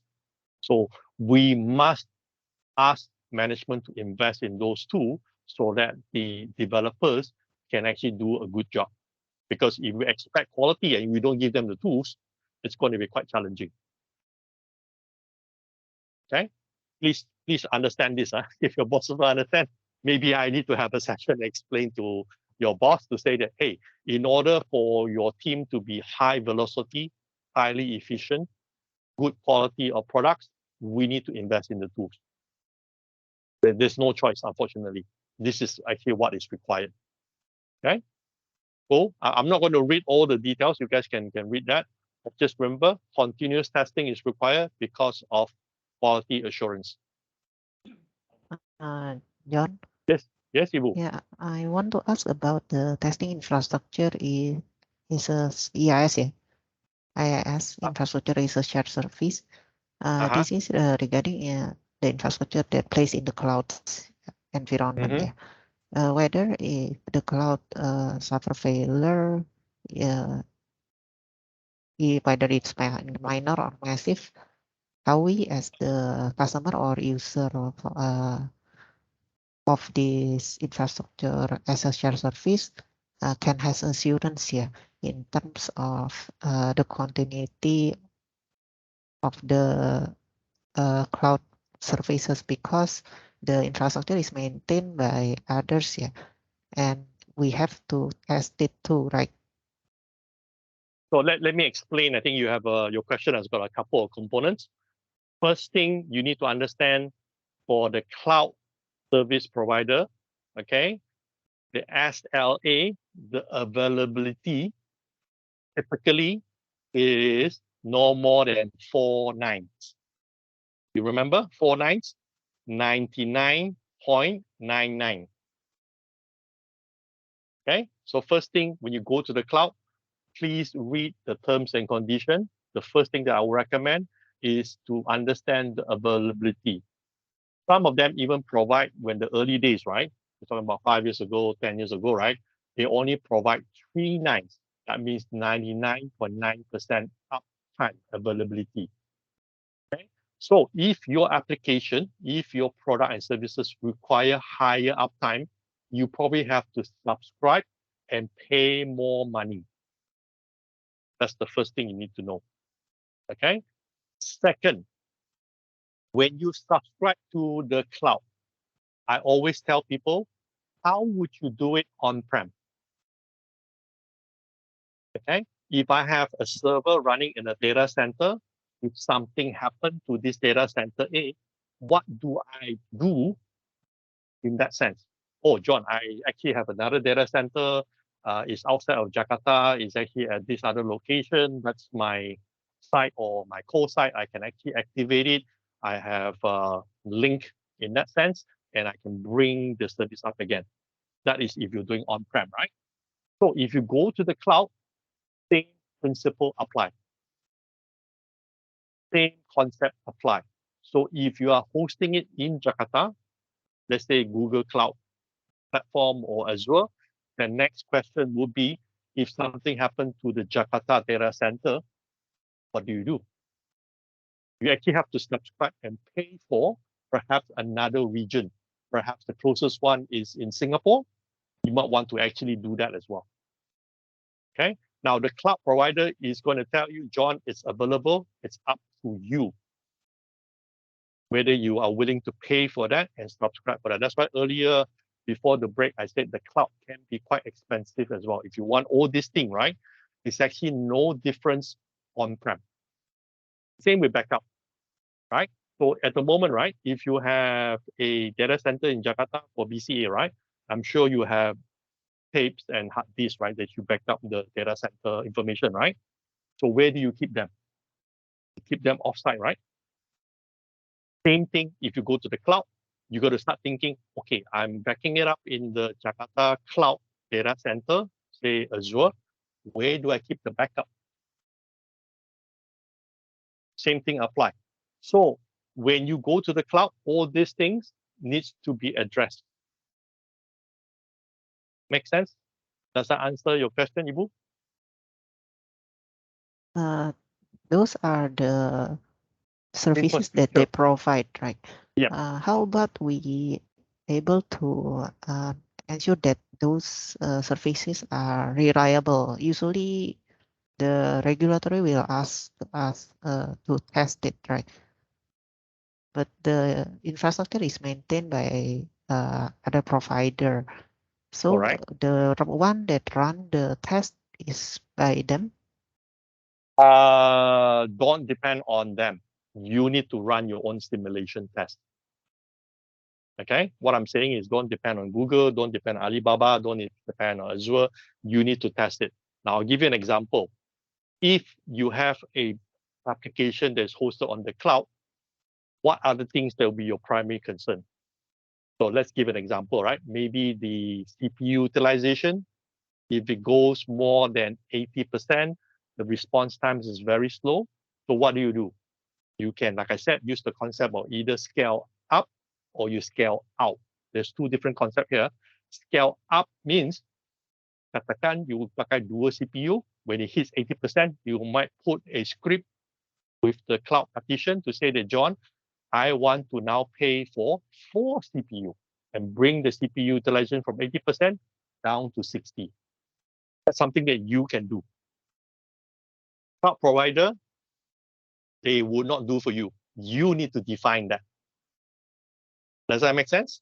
So you scale up, it could be the CPU, it could be the memory, it could be the disk space. But you have to define that. Okay? So the central bank will ask you to test, have you tested it? Let's say you are supposed to expect 5,000 customers concurrently access the application. Now suddenly, because it's Hari Raya, everybody wants to do e-transaction banking, there are 10,000, it's double. So how do you maintain? You have this kind of scripting in place to scale up, that's one.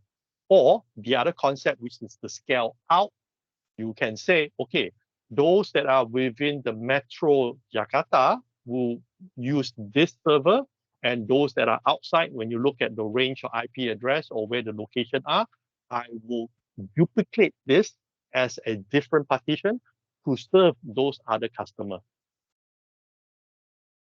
So you can actually do that as well. Again, cloud provider will just say, you lah Ibu, you nak what you want to do, we have this, but you have to define that. Okay. Now, for those who have an international presence, I normally tell them, okay, if you have a partition that serves Indonesia, so when the traffic gets very high, perhaps you want to direct the Malaysia one to the Malaysia data center and set up a partition just for Malaysian customer. So they don't have to go all the way back to the Indonesia data center. Does that make sense? Yeah. Okay. Central bank is not, you just want to ask you, have you test Ibu? Have you make sure that the application is so-called reliable? Okay, because if it's on-prem, because if it's on-prem, I'm sure your server team or your operation team will handle it. But because it's on the cloud, you have to start thinking, how would we do it on-prem? What is it that I need to do to make sure these things are the same, whether it's on-prem or on the cloud? Does that answer the question? Yep. So all these things need to think through. Okay, same with the backup. Don't just say, oh, I keep it in the Jakarta data center is good enough. Trust me, if you only have one copy and you got hit by a ransomware, you have no way of restoring the data. Okay, if it's the physical, I'm sure you have offsite at the gudang or warehouse somewhere, right? That you keep all the hard disks, right, of data, right? Because in Malaysia, I know the central bank in Malaysia requests us to keep records for 7 years. They don't care whether it's physical or electronic. We need to actually make sure that that is available. More of the business continuity planning. Does that make sense? Yep. Okay. So be very careful with the cloud. I'm not saying the cloud is bad. I'm saying that you actually have to take more ownership. Now, typically when those things happen, like the CPU goes up to 80% or the memory used at 90%, you need to have monitoring tools. What the cloud provider provide you are the basics. You need to have a way to understand the trending, the capacity. So maybe you have to get partner fund involved in that. Say, hey, how do we do this from a continuity management perspective? When this thing is hitting so high and the server response is very bad, or even things like denial of service. If people are attacking your cloud partition, how do you protect that?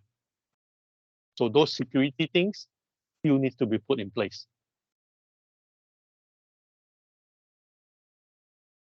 Okay, next generation firewall, next generation software-defined proxy on the cloud still has to be subscribed, enabled to protect your so-called application.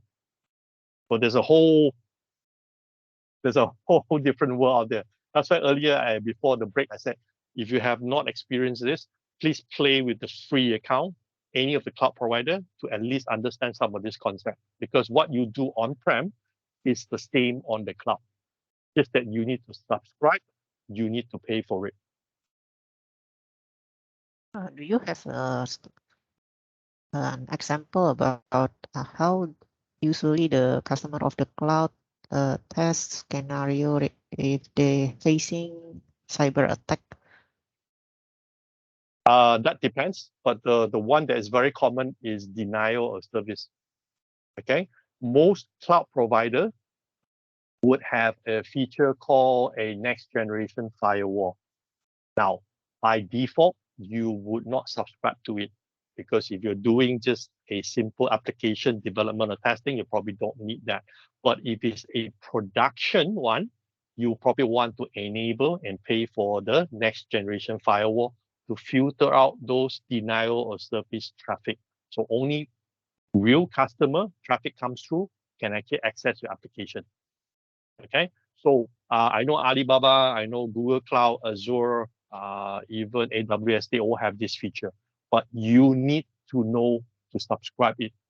So that's actually one of the forms that I normally recommend people to actually take note of, because denial of service attack, very, very common, happens every day, every minute. Okay, so whatever CPU or memory or hard disk space that you subscribe on the cloud may not be sufficient if you don't have that firewall protection. Does that make sense, Ibu? Yeah. Okay. So don't think the cloud is actually very complicated. Actually, it's not. What you apply physically on-prem, same thing needs to apply on the cloud. How you set up the parameter security, how you layer it, and all that stuff. The north-south traffic, east-west traffic, all those things you need to take into consideration. Okay, because like I said, central bank is going to ask you, have you done this? Do you have a proper backup? If this thing happened, can you restore the service? How fast can you restore? Same thing, your bosses are going to ask you that. Right? If we actually plan for 5,000 customers to access our BCA website, and because of Hari Raya or Christmas, now we have 10,000 customers access it, would it still be a good experience for the customer? So you still have to do that simulation, the load testing and all that stuff. Okay? Okay. And make sure all the features that is there, you are aware and you subscribe to it. That's why I say cloud can get very expensive very quickly. But good for development though. You don't have to wait for 3 months for the server to come. After half a day, you've configured it, right? Ibu Henny is happily coding there. She say, oh, I'm done already. You guys can test now. But in production, that's a different story altogether. Be very careful on that. Okay? Uploading is free. Processing costs money. Downloading costs money. Even if you move, let's say you say, John, I don't like AWS. Suka lah, ini cantik lah, tak sedap. Okay, I want to move to Azure. You move it across, also cost money. Macam pindah rumah lah. Faham? Okay. So please understand all these things. Like I said, it's probably not covered in ITIL, but I want to share this because this is a lot of companies are telling me, hey, John, I want to go to cloud. I want to go to cloud. I say, yeah, fantastic. Please understand what does that mean from a business perspective. Okay, I spoke to a bank a few months back locally in Malaysia. They were saying that, oh, the business subscribed to the cloud. So I asked a silly question. Where is your backup? Oh, it's in the KL data center with this cloud provider. I said, good. What if it gets corrupted? Oh, not my problem. I said, hang on. You are IT. You are supposed to advise the business. Why don't you have backup? Oh, they didn't subscribe to it. You have to advise them to subscribe to it. Because on-prem, you will have offsite backup as well, right? So in this case, where is your offsite? There isn't. I was a bit worried with that bank. Okay. So I thought I said, please talk to the business. Please understand the architecture. Subscribe properly. They said, oh, it's going to cost more money. I said, yes, it's going to cost more money, but these are customer data that you're dealing with. Part of GDPA, PDPA, or the GDPR compliance, you need to make sure they are in place. I don't think we have a choice because central bank is going to ask for that when they do an audit. You are going to fail, and we're going to have a problem. Okay, so some of these things are wajib. That means non-negotiable compliance. I tell customers, please, please, please have it in place. Okay, same with the security.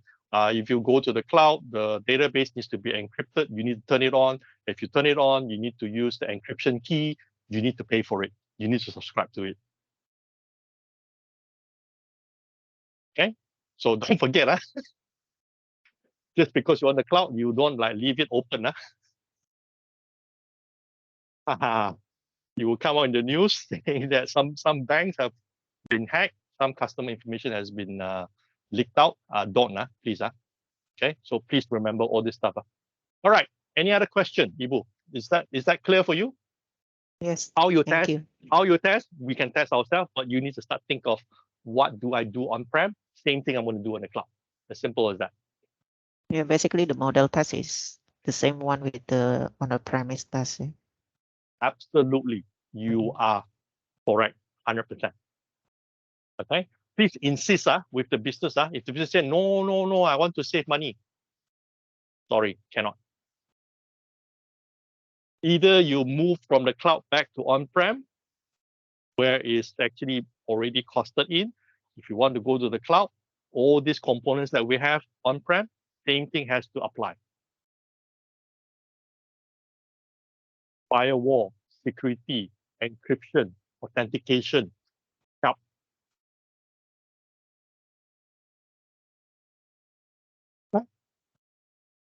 Okay. Let me know if you need help. Happy to look at the detailed problem. But first and foremost, please play with the free accounts that some of these cloud providers are providing. Okay, the free account I think would last you at least about 3 to 6 months, depending on which cloud provider. The functionality is the same. Only difference is the interface or the word that they use to explain the microservice or the stuff that they have. Okay, check it out. Like I said, it's free. You need to know what you're dealing with. Okay, cool. Right. Any other question? No? Yes? Ada lagi soalan? Everybody good? Right. There is the heat map for the service value chain. And here are the areas that we need to focus on. Okay.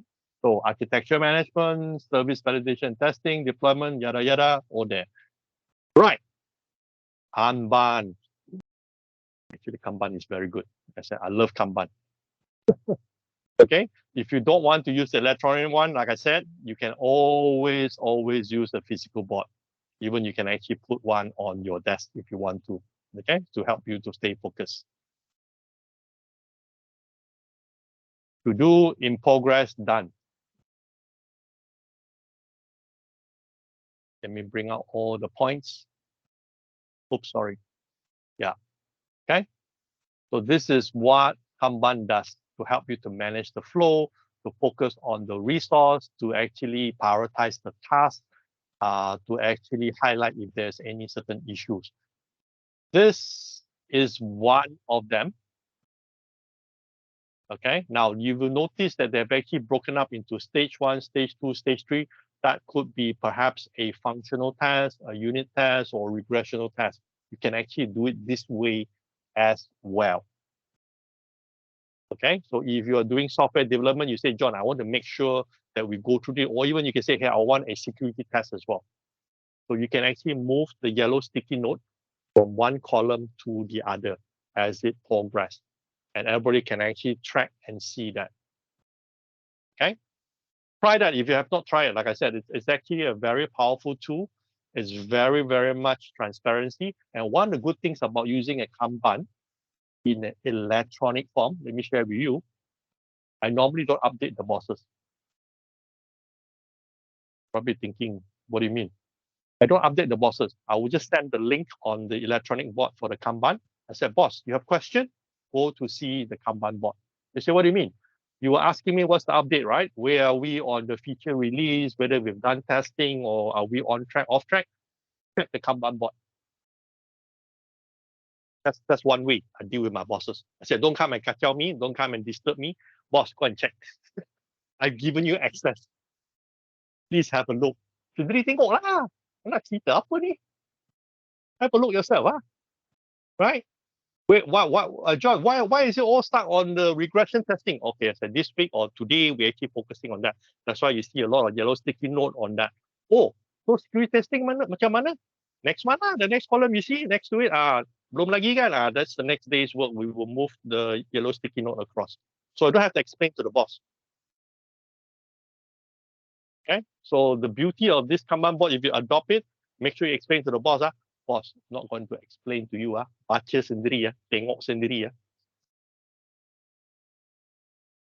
A bit cruel to the boss, but in a way, it's like, hey, I'm being transparent. This is what the team is doing. This is what we're working on.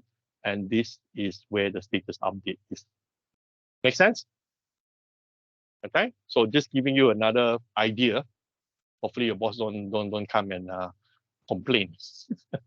But this is actually how other companies are actually doing when they adopt a Kanban board. Okay, so big companies like Google, AWS, they all use this.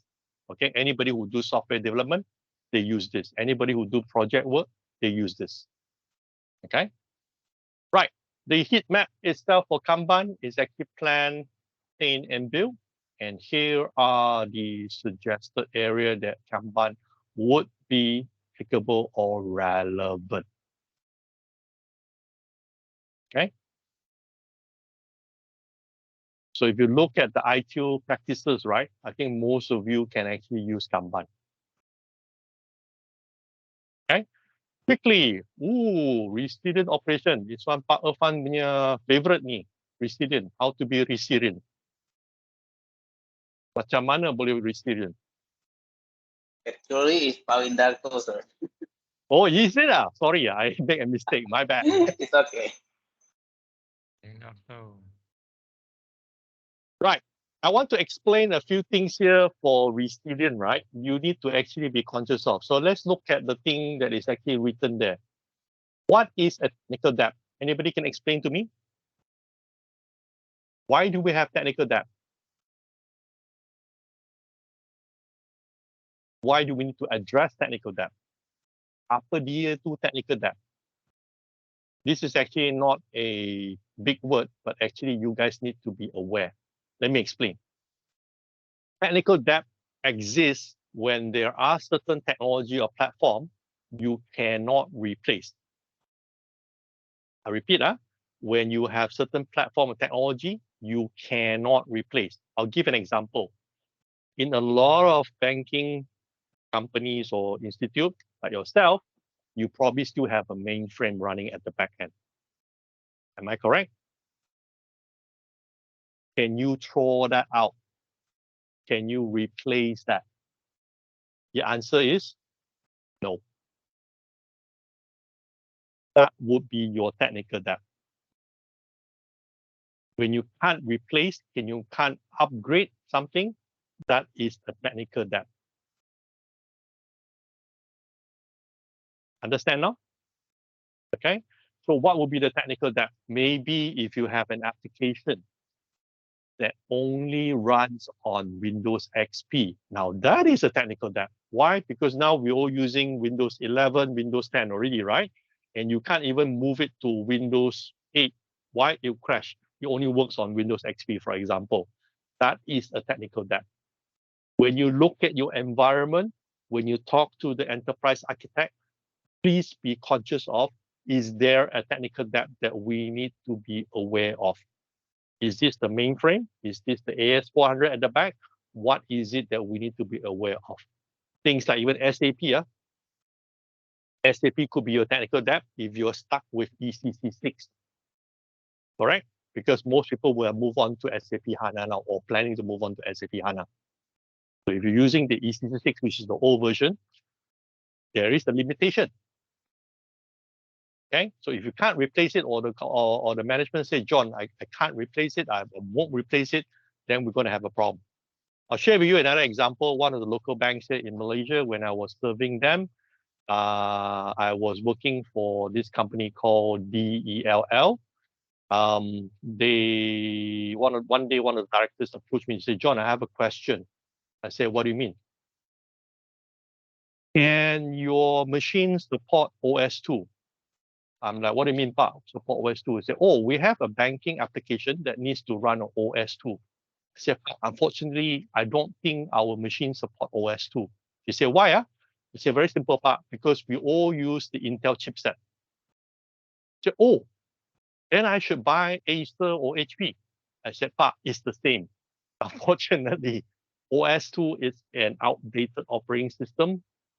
The current CPU, the current architecture of the hardware, unfortunately cannot run it. So I said, what do we do now? I said, well, you have a choice. You have to continue to use the existing hardware to run the OS2, or you might have to do an upgrade. Because if not, that's a technical debt. Make sense?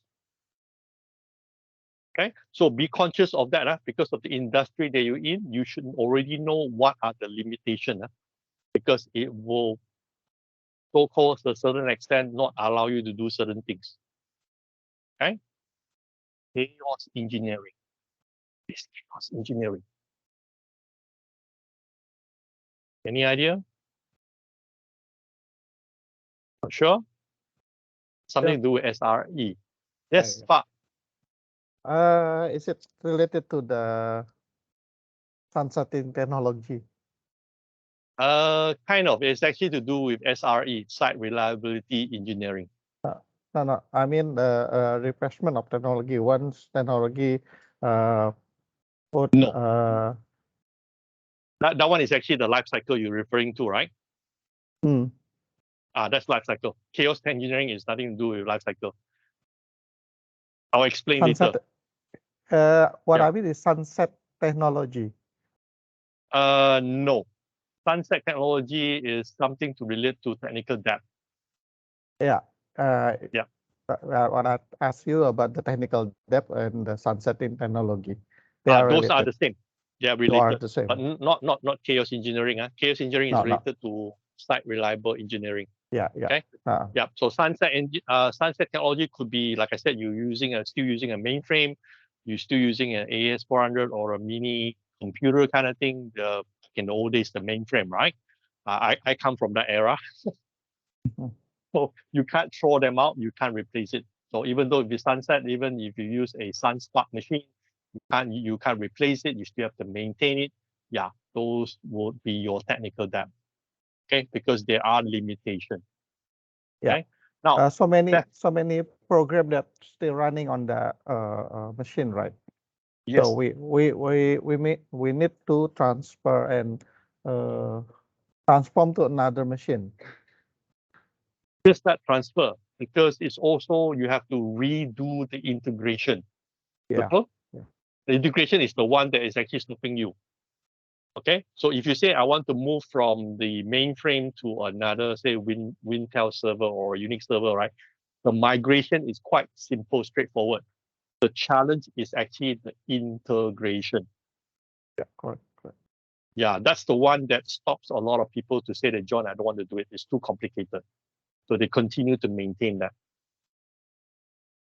Okay, they may have actually done a lot of sub program integration with HR, with procurement, with finance, with legal, and all the customer facing program, right? The front end stuff, right? So the integration needs to be redeveloped or reconnected again. Yeah. Okay. Okay. Cool. Thank you, John. No worries. Thanks for highlighting that sunset technology. That's actually another keyword. Okay, definition of done. What does that mean? Not sure. We'll look at that in a short while. Definition of done, basically what constitute that this is good for production. We'll explain that in a short while, okay? AI ops. Anybody do AI ops here? I will explain that as well. Tap ops and start reliability engineering. Let's go into the definition. I think the next few slides will actually help you to explain things or understand a bit better. So technical debt is actually the rework of backlog accumulated by choosing workaround. No longer will take longer. Okay, so like if it's a sunset technology, you actually have to restrict that. Okay, sorry, I think that the other slides didn't talk about the AI ops. So let me go back and explain what is AI ops. AI ops talks about artificial intelligence operation. What that means is you actually monitor the application itself. Let me explain. Most of the time when we talk about business continuity or continuity management, we would monitor the infrastructure only. That means at the hardware or OS level.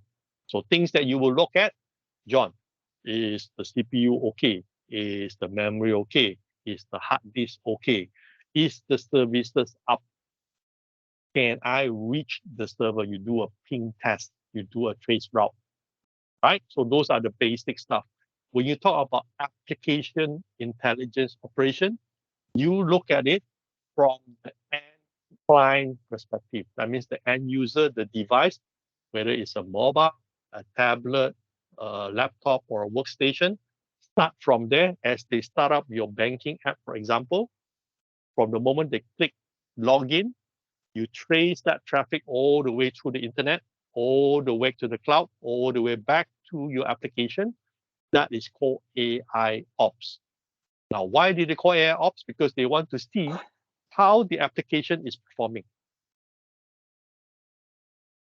Okay, they want to see how can they optimize application itself. So if you are doing software development, application development, I normally ask people, do you have an AI ops? Because if you don't, you're going to have a problem. Why? Because you don't know how the application is performing from the moment a customer or the stakeholder launch your application. You don't know how is it performing, right? So it could be a problem with the end client program itself. It could be a problem with the internet connectivity. It could be a problem with your cloud provider. It could be a traffic issue at the load balancer. You would have no visibility unless and until you use AI ops. Make sense? Okay. So if you're serious about developing an application for BCA, you are launching a lot of digital products, my recommendation, don't just have the infrastructure monitoring, have the application monitoring as well. This is where AI ops will come in. The one that I've used before, Dynatrace. Very, very interesting tool. Let me explain to you.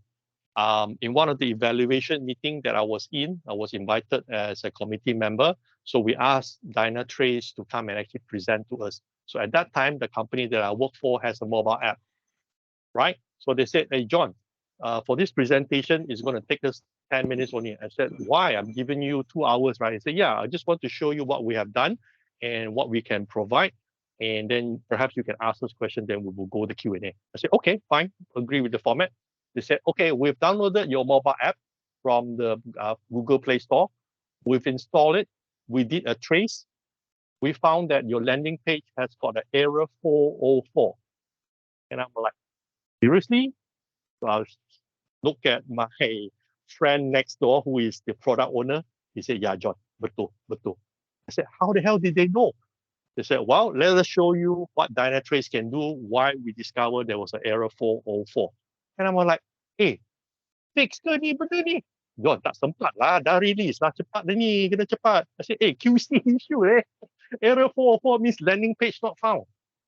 I said, no wonder when I actually loaded, it actually took a while, about a minute and a half. They said, John, here is the bottleneck. So what they did was they actually did a trace from the mobile phone all the way to the internet, all the way to the cloud services or the application that we will launch. And they actually show us what went wrong. And they say, John, advisory, suggestion for you to fix it. We're not asking you to buy a product yet. Here are the things you need to fix. So we were like, whoa. It was a whole new level. This happened about 5 years ago. Okay, so if you're serious about application, if you're serious about mobile app, make sure you have application monitoring. Don't just monitor your infra, don't just monitor your on-prem, monitor your cloud as well as how the application is actually flowing. Very, very key, because you may not even know you have an error. You may not even know that you have a bottleneck. Okay, because when you do test, click, jalan je, jalan, berfungsi kan? Okay, jalan, tested. That's what we thought. Okay, cool. Chat ops. What is chat ops? Anybody know? So many new words. What is chat ops? How do you chat? Platform to integrate every participant in the development? Not quite. It's actually the omni-channel that you use in your web portal. When your customer visit BCA portal, you have a chat operation. That's the one I'm referring to. Okay, do you have one? Because if you don't have one, you will need somebody to man the chat option. So a lot of companies now are already developing chatbots, how to respond, right? Or even search keyword. Say if I go to BCA web portal, I want to look at how to apply for a housing loan. So if I type in the chat there, I would like to apply housing loan, then the chatbot will bring up to say, okay, Mr. Customer, John, here are the prerequisite, here is the borang-borang, here is the process, or would you like to talk to an agent? So that chatbot, the chat operation is important because it helps you extend another level of customer service. Okay. Now, again, this is very, very critical nowadays. Let me explain. People like my son, the younger generation, they always like to chat. They don't like to call people. They don't like to talk to people. And I said, just call. No. I like to do chat. So if you don't have a chat operation, you're not going to capture the younger generation. Betul? Okay? They will want to do everything online. They don't want to walk into the branch. They don't want to see you also. I said, go and walk to the branch, say hi to the bank teller, and the people say, no, that I can just do chat, right? Yeah. So do you have one? Okay. Do you have one? Yes. Why your slide still in 215? I think the chat off in 270, 237. Yeah, I just want to talk about. I want to talk about it here first to give you the example. Thanks for highlighting. Yeah, I like I said, I will go through that later. I just want to highlight this here first. Okay, so please make sure if you don't have one, discuss internally. If you want to capture the younger generation, chat ops is something that is quite key. Okay, cool. Right. technical map. Ta-da. Chaos engineering. Chaos engineering, like I said, is related to the site reliability engineering, right? Whereby you monitor and you actually experiment mean time before failure rate. I think on first day we did talk about that with Pak Irfan to say that how can we ensure the system can withstand those situations and continue to be up. Like I said, if you have a power outage situation, you guys say, hey, John, I have UPS. So my question was, when did we test the UPS? Then you say, okay, we've tested. Then you also told me, John, we actually have a diesel generator. So the question would be, when did you start that up? Have you tested the diesel? By the way, the diesel, there is a testing procedure. I hope you guys know that you need to test it. You cannot just leave it there for 1 year and not use. The diesel will go bad. This is something that is a bit technical, but you guys need to check that as well, right? So chaos engineering talks about defining what is a steady state, what is the output, and actually maintaining that and actually prove that. So one of the things that when we talk about chaos engineering, right, I said is the mean time before failure rate. If you know the components mean time failure, especially a hard drive, the old technology, which is the IDE, you need to actually swap it out. Now, of course, with the latest technology, probably a slightly longer period. But the question is, are you monitoring those? Are you doing the regular recommended maintenance? What are you doing to ensure that it is continuing to provide that service that you need? Okay. Again, these are the things that they are suggesting you to do. Okay, so power outage is one. Banjir, flooding. I'm not sure whether it happens in Jakarta, but in Kuala Lumpur here, very frequent. Okay. What about other things? Anybody can think of? Rush, maybe rush. Demonstration. Oh, yes. Demonstration. I actually experienced it once in Jakarta. I think it was in 2008. There was once I actually experienced it. Also, another one in Bangkok when I was actually visiting. That was many years ago. Yeah. So those kind of scenario, how do you prepare for that? Okay. John, is it Yes. means that we need to register all the risks that possible happen, or what? That chaos in engineering this. Okay. You need to look at the scenario when it happened, right? But also look at how are the components available to support you. What are the things that you need to actually ensure that it's up and running? Okay, I'll give you an example. In one of the factories that I actually set up, this was when I was working in China, we have a MPLS direct link to the head office in Singapore. But at the same time, I told my boss, we need to have a dial-up. And he was like, what do you mean? The MPLS thing, we already paid 10,000 USD per month. I said, we need to have a dial-up because I said, if there is a fiber cut, which will happen, right? How do I stay connected? Because I need the factory to be connected to head office to process the order so the factory can actually build stuff and then we can sell it, right? We can deliver that, right? I said, if we can't connect, we can't communicate, how do we operate? Then they say, okay, good idea. So go and investigate, go and see if you need to invest in a dial-up.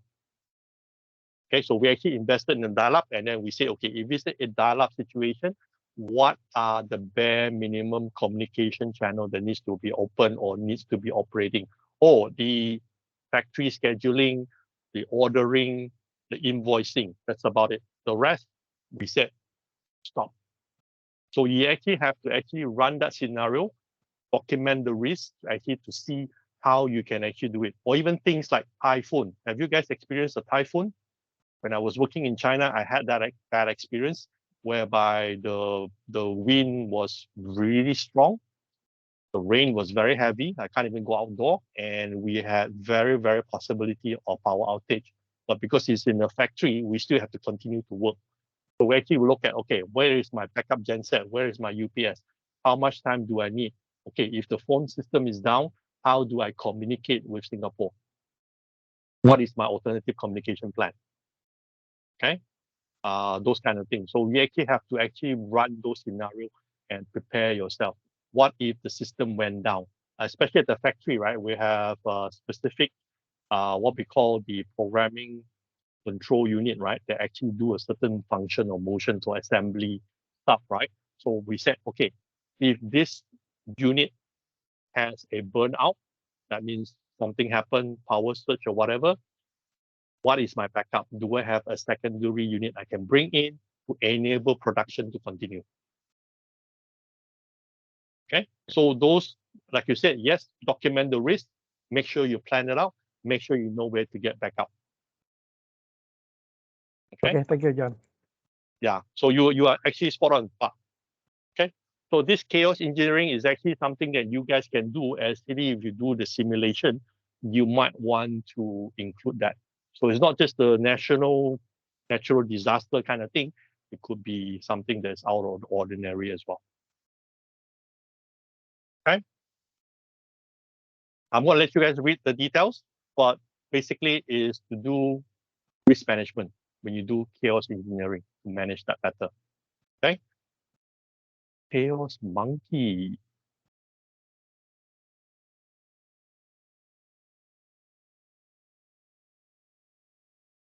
What does that mean?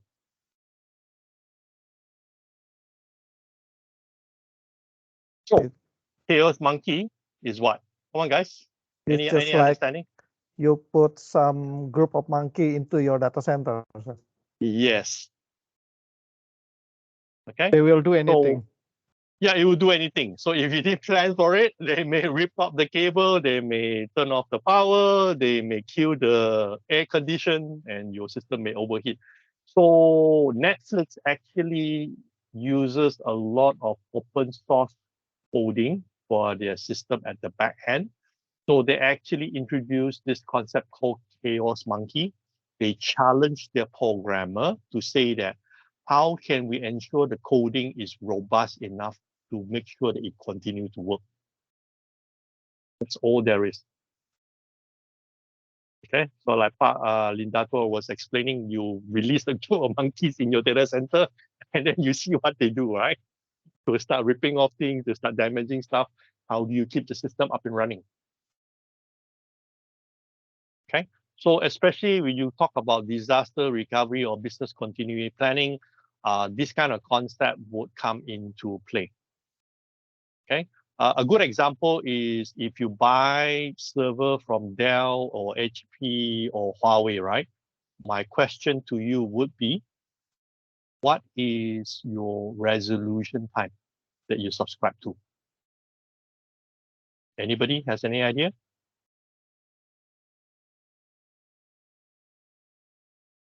Please check that out with the server team. Ask the question, what is our resolution time? When we talk about resolution time, does that involve spare parts, software as well? I've seen company who subscribe to some of this. They say, John, it's 4-hour response. I'm like, 4-hour response, that doesn't help. I want resolution. I want to bring the system up. Oh, John, you didn't subscribe for the spare part. I'm like, well, how do we resolve this? Well, can I go Pasar Malam and grab the spare part, right? It doesn't exist, right? To go to a mall and buy, right? So if I don't subscribe to that, what's going to happen? Oh, John, you can order another server. Yeah, but it's going to take 3 months by the time procurement finish issuing the PO, by the time they deliver and install it, right? So what do I do in between? Okay. Real story. One of the banks, again, I was working with this company called Dell.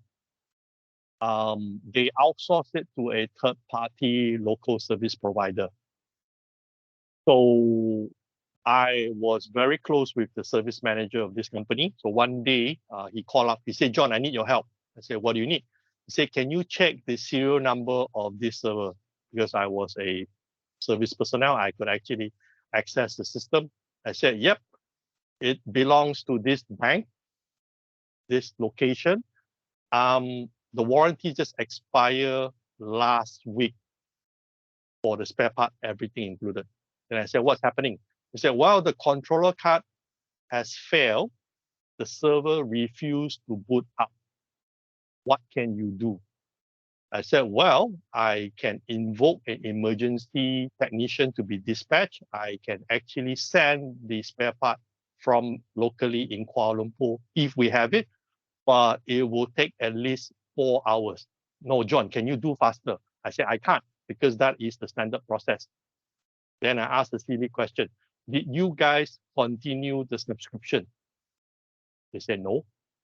They said, well, I will do my best to help you. So ended up, that bank had an outage of 6 hours. This service provider had got a penalty of almost 30,000 ringgit fine from the bank. Okay. Of course, the service provider boss he called me up and asked me to explain why this and that. I said, well, typically, if the server has run out of warranty with the spare parts, if you are the service provider, you were taking over, you should have subscribed to it. But since you didn't, they got penalty, and the whole incident, right, also cost them an extra 15,000 because I actually have to get the spare part in from Singapore, air freight, courier, fast, 6 hours, install, on site, and after hours some more. So cost them quite a lot of money. Okay, so be careful with this kind of stuff, especially if you subscribe to this warranty and services. Look for resolution with spare parts and software fix. Okay, because for that bank, it was absolutely critical because the system was down for 6 hours. It is that bad.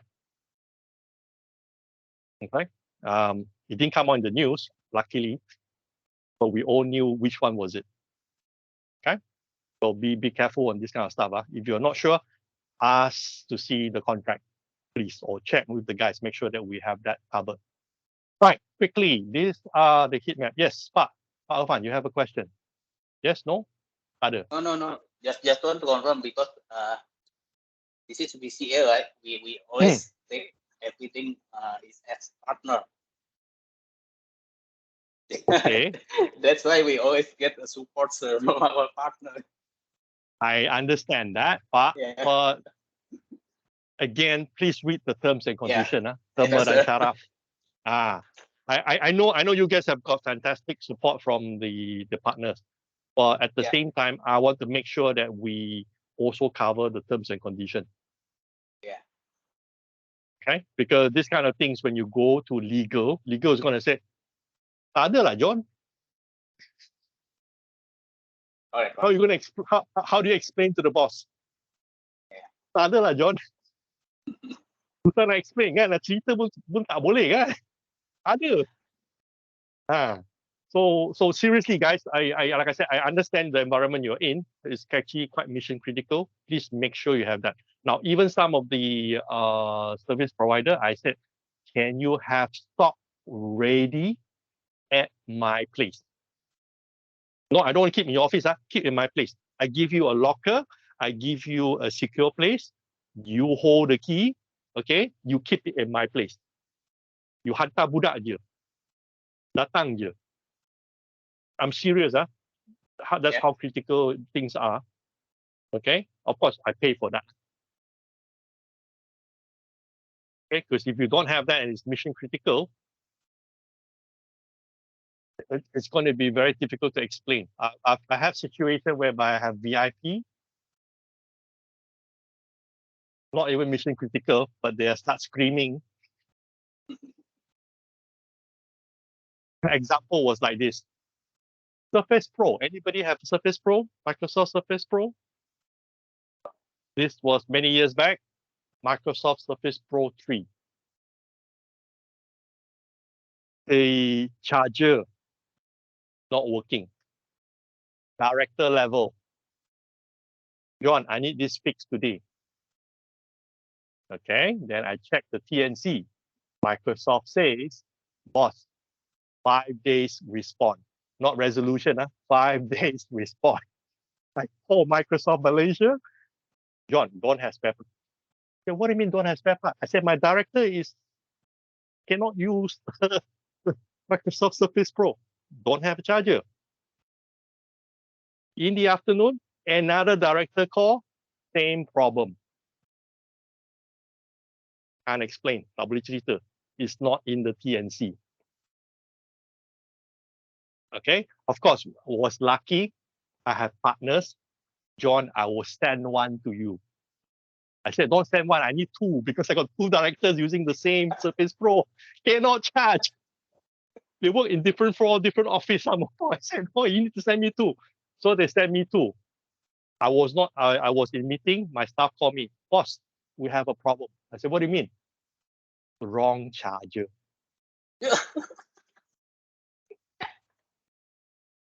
So partner was very helpful. Send a Surface Pro 4 charger when I had needed a 2 units of Surface Pro 3. Okay. Now, of course, when the APJ director from Microsoft came down to see me, I was very upset with him. I said, this is not the way you design your product. It is absolutely lousy. Very, very bad customer experience. So be very careful, even if the bosses they use some of this very changgay, very high-tech stuff, and you don't have this kind of things in place, you will get in trouble like me. Okay? It doesn't happen once, it happened twice in a day. So I'm like, some more the partner were like, hey, John, don't worry, I'll send you one. I got it, and my staff said, boss, salah hantar, ni tak boleh. Tak charge pun. Okay, so be very careful, TNCs. Like I said, I've done too many of these things before. Okay, cool. Right, let's move on. Okay, chaos engineering, where is it relevant? So again, like I said, I'm not going to read the table. There's a whole lot of stuff. You guys can actually get that in the folder as well, right? Just understand that if you do scenario planning, you do risk management, you do simulation, could consider chaos engineering as well. Okay, definition of done. Ooh, okay, we spoke about this earlier. Basically, this is actually talking about what is ready to go to production, acceptance criteria. Okay, so if you, like I said, if you're doing Scrum, make sure your time is within the defined sprint. If it's 2 weeks, that means 10 business days. If it's 4 weeks, 20 business days. That's it. It has to be released, and you have to agree as a team what is the definition of done. Done means no quality issue, everything tested, everything ready to go. Right? This one is very, very key. Don't release something when there's a bug. You don't want the customer to complain. You don't want your director to call you. Trust me. Okay? Make sure you get this done. Right. Next. Ooh, here's another acronym. What is INVEST?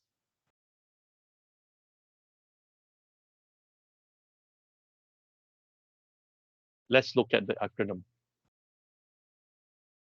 Has to be independent. It has to be negotiable. It has to be valuable, estimatable, small, and testable. This is an acronym that we will encourage you to use when you do software development. That means if you develop a feature or a component, it has to be independent. Let's say this feature is actually to do a query on your bank balance. That's it. Okay. Now the negotiation part is actually how it actually works with the other components. And it has to be valuable as well. And it's something that you can actually estimate to say, John, for this feature, it's going to take me 8 days to develop it. And it's actually very small. And I can actually test that for the querying of the bank balance, it actually works. Okay. So again, this is just some of the suggested best practice. I'm sure you guys know how to do it already, right? Okay, cool. Right. I am going to stop on the next slide here. Should I say this slide? because we are already past the training time. There's a lot of stuff that we actually went through today.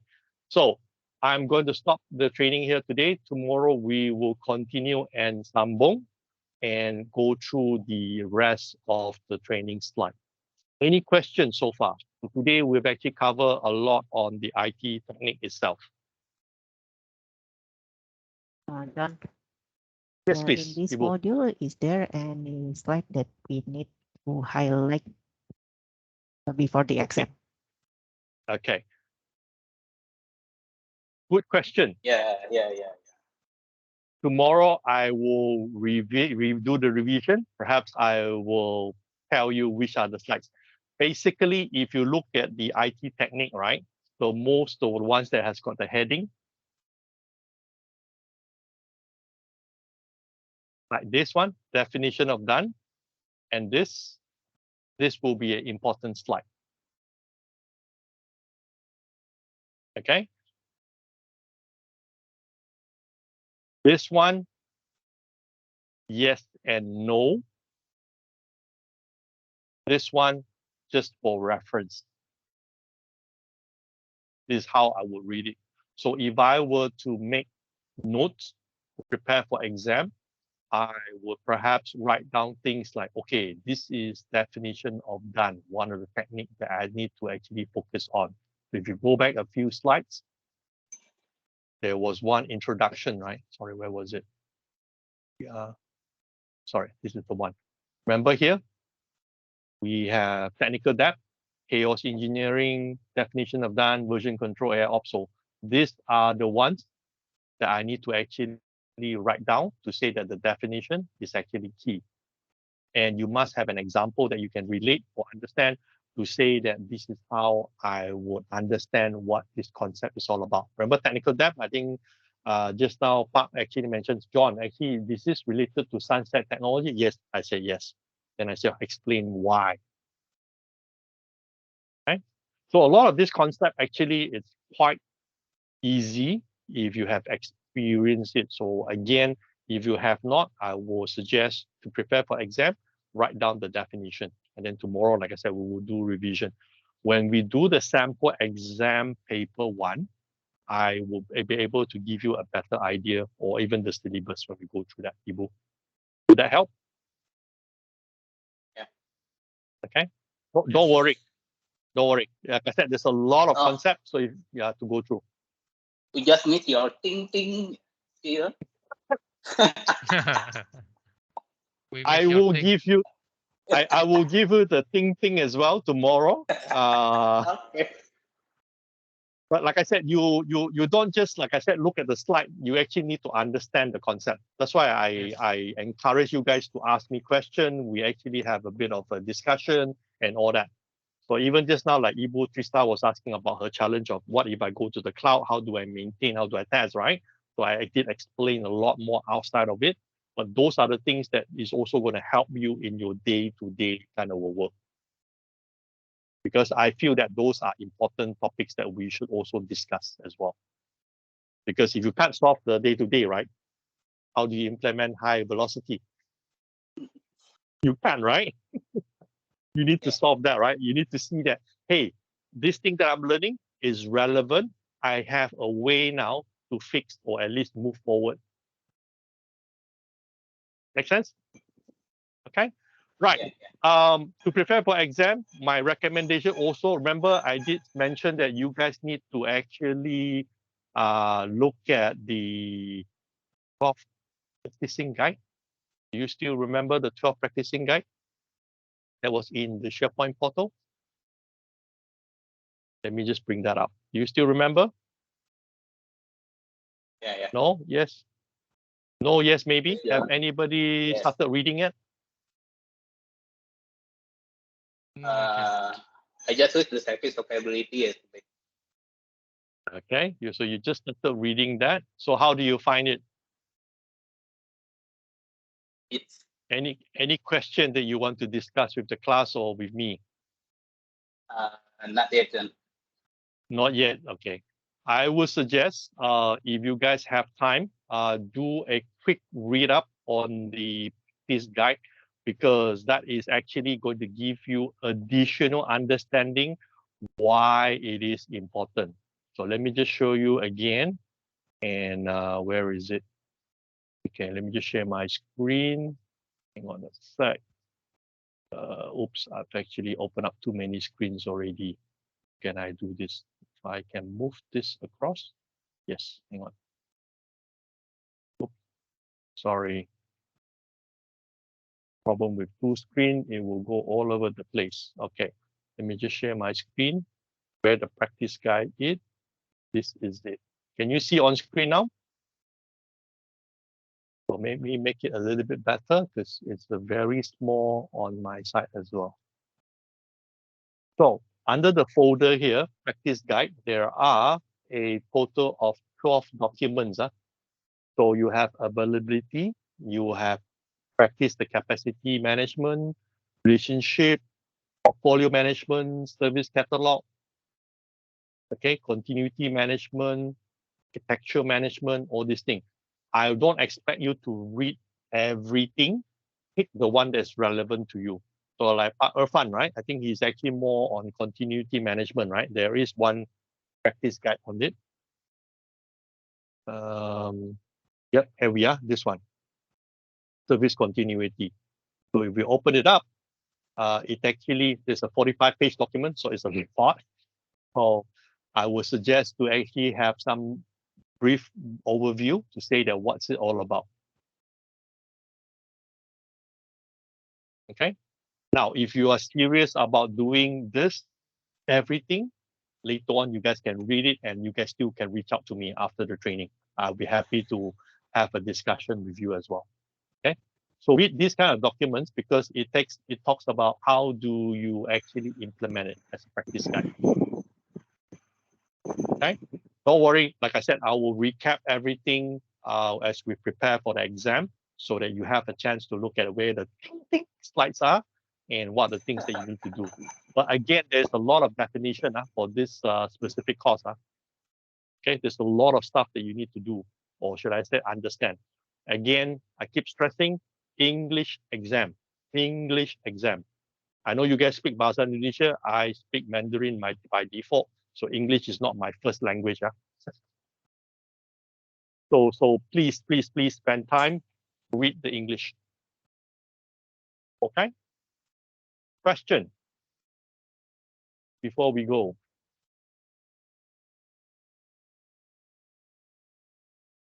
Everybody looks very tired now, stressed. John, I don't see the security part in this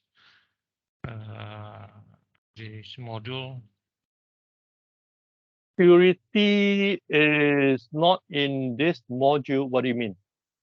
I don't see in the slide you explain because in the now one DevOps is include the DevSecOps now. It's actually a different training itself. That is the DevSecOps training. That's how you combine security into DevOps. Remember earlier I said that for you guys, you don't move to DevSecOps straight away. You should start off to adopt Agile Scrum, learn to do DevOps first. Oh, okay. So if you want to attend the training, there's another one called DevSecOps. I think it's 3 days. I will actually explain to you how to start to do DevSecOps. But it will be very confusing if you have not tried to use DevOps for the time being. Oh, okay. Okay. So because the thing is, like I said, a lot of people who are new to the concept, when I mentioned DevSecOps, they say, John, I want to do it. I said, no, slow down, do DevOps first. First, okay. Yeah. Remember, you actually have to understand the 3 roles: the product owner, the Scrum Master, the developers, which includes the programmer and the operation people. You actually have to run a product or a project with that setup first. Okay, you actually have to know how to do it. The things that I mentioned in this last 2-3 days, like things like the Kanban, the stand-up meeting, those are just not the ceremony, even the retrospective. Okay, now It's easy to understand, but you actually have to practice it first before you appreciate to say that, okay, I know how to do DevOps already, John. Now I want to look at how can I include security into DevSecOps. Actually, it's very simple. You start from the design. You start from the design. At the very beginning, before you ask Ibu Henny to say that, please write the code, you say, no, stop. Let's look at the architecture design. Where is the security component? What is a wajib? What is a must-have? That's what DevSecOps talks about. As you draw the architectural diagram, you say, okay, John, I need a security component here, say a firewall, right? Okay, so what does that mean? What does that mean? What is it blocking or not blocking? What is it allowing? What kind of traffic that goes through? So we actually start from the design that phase before it even goes to Ibu Henny start writing code. Belum lagi, that has to start first. Yeah. Start All the way down, you validate, then you say, okay, does that meet our BCA security standard? Yes, no, what does that mean? What is the requirement of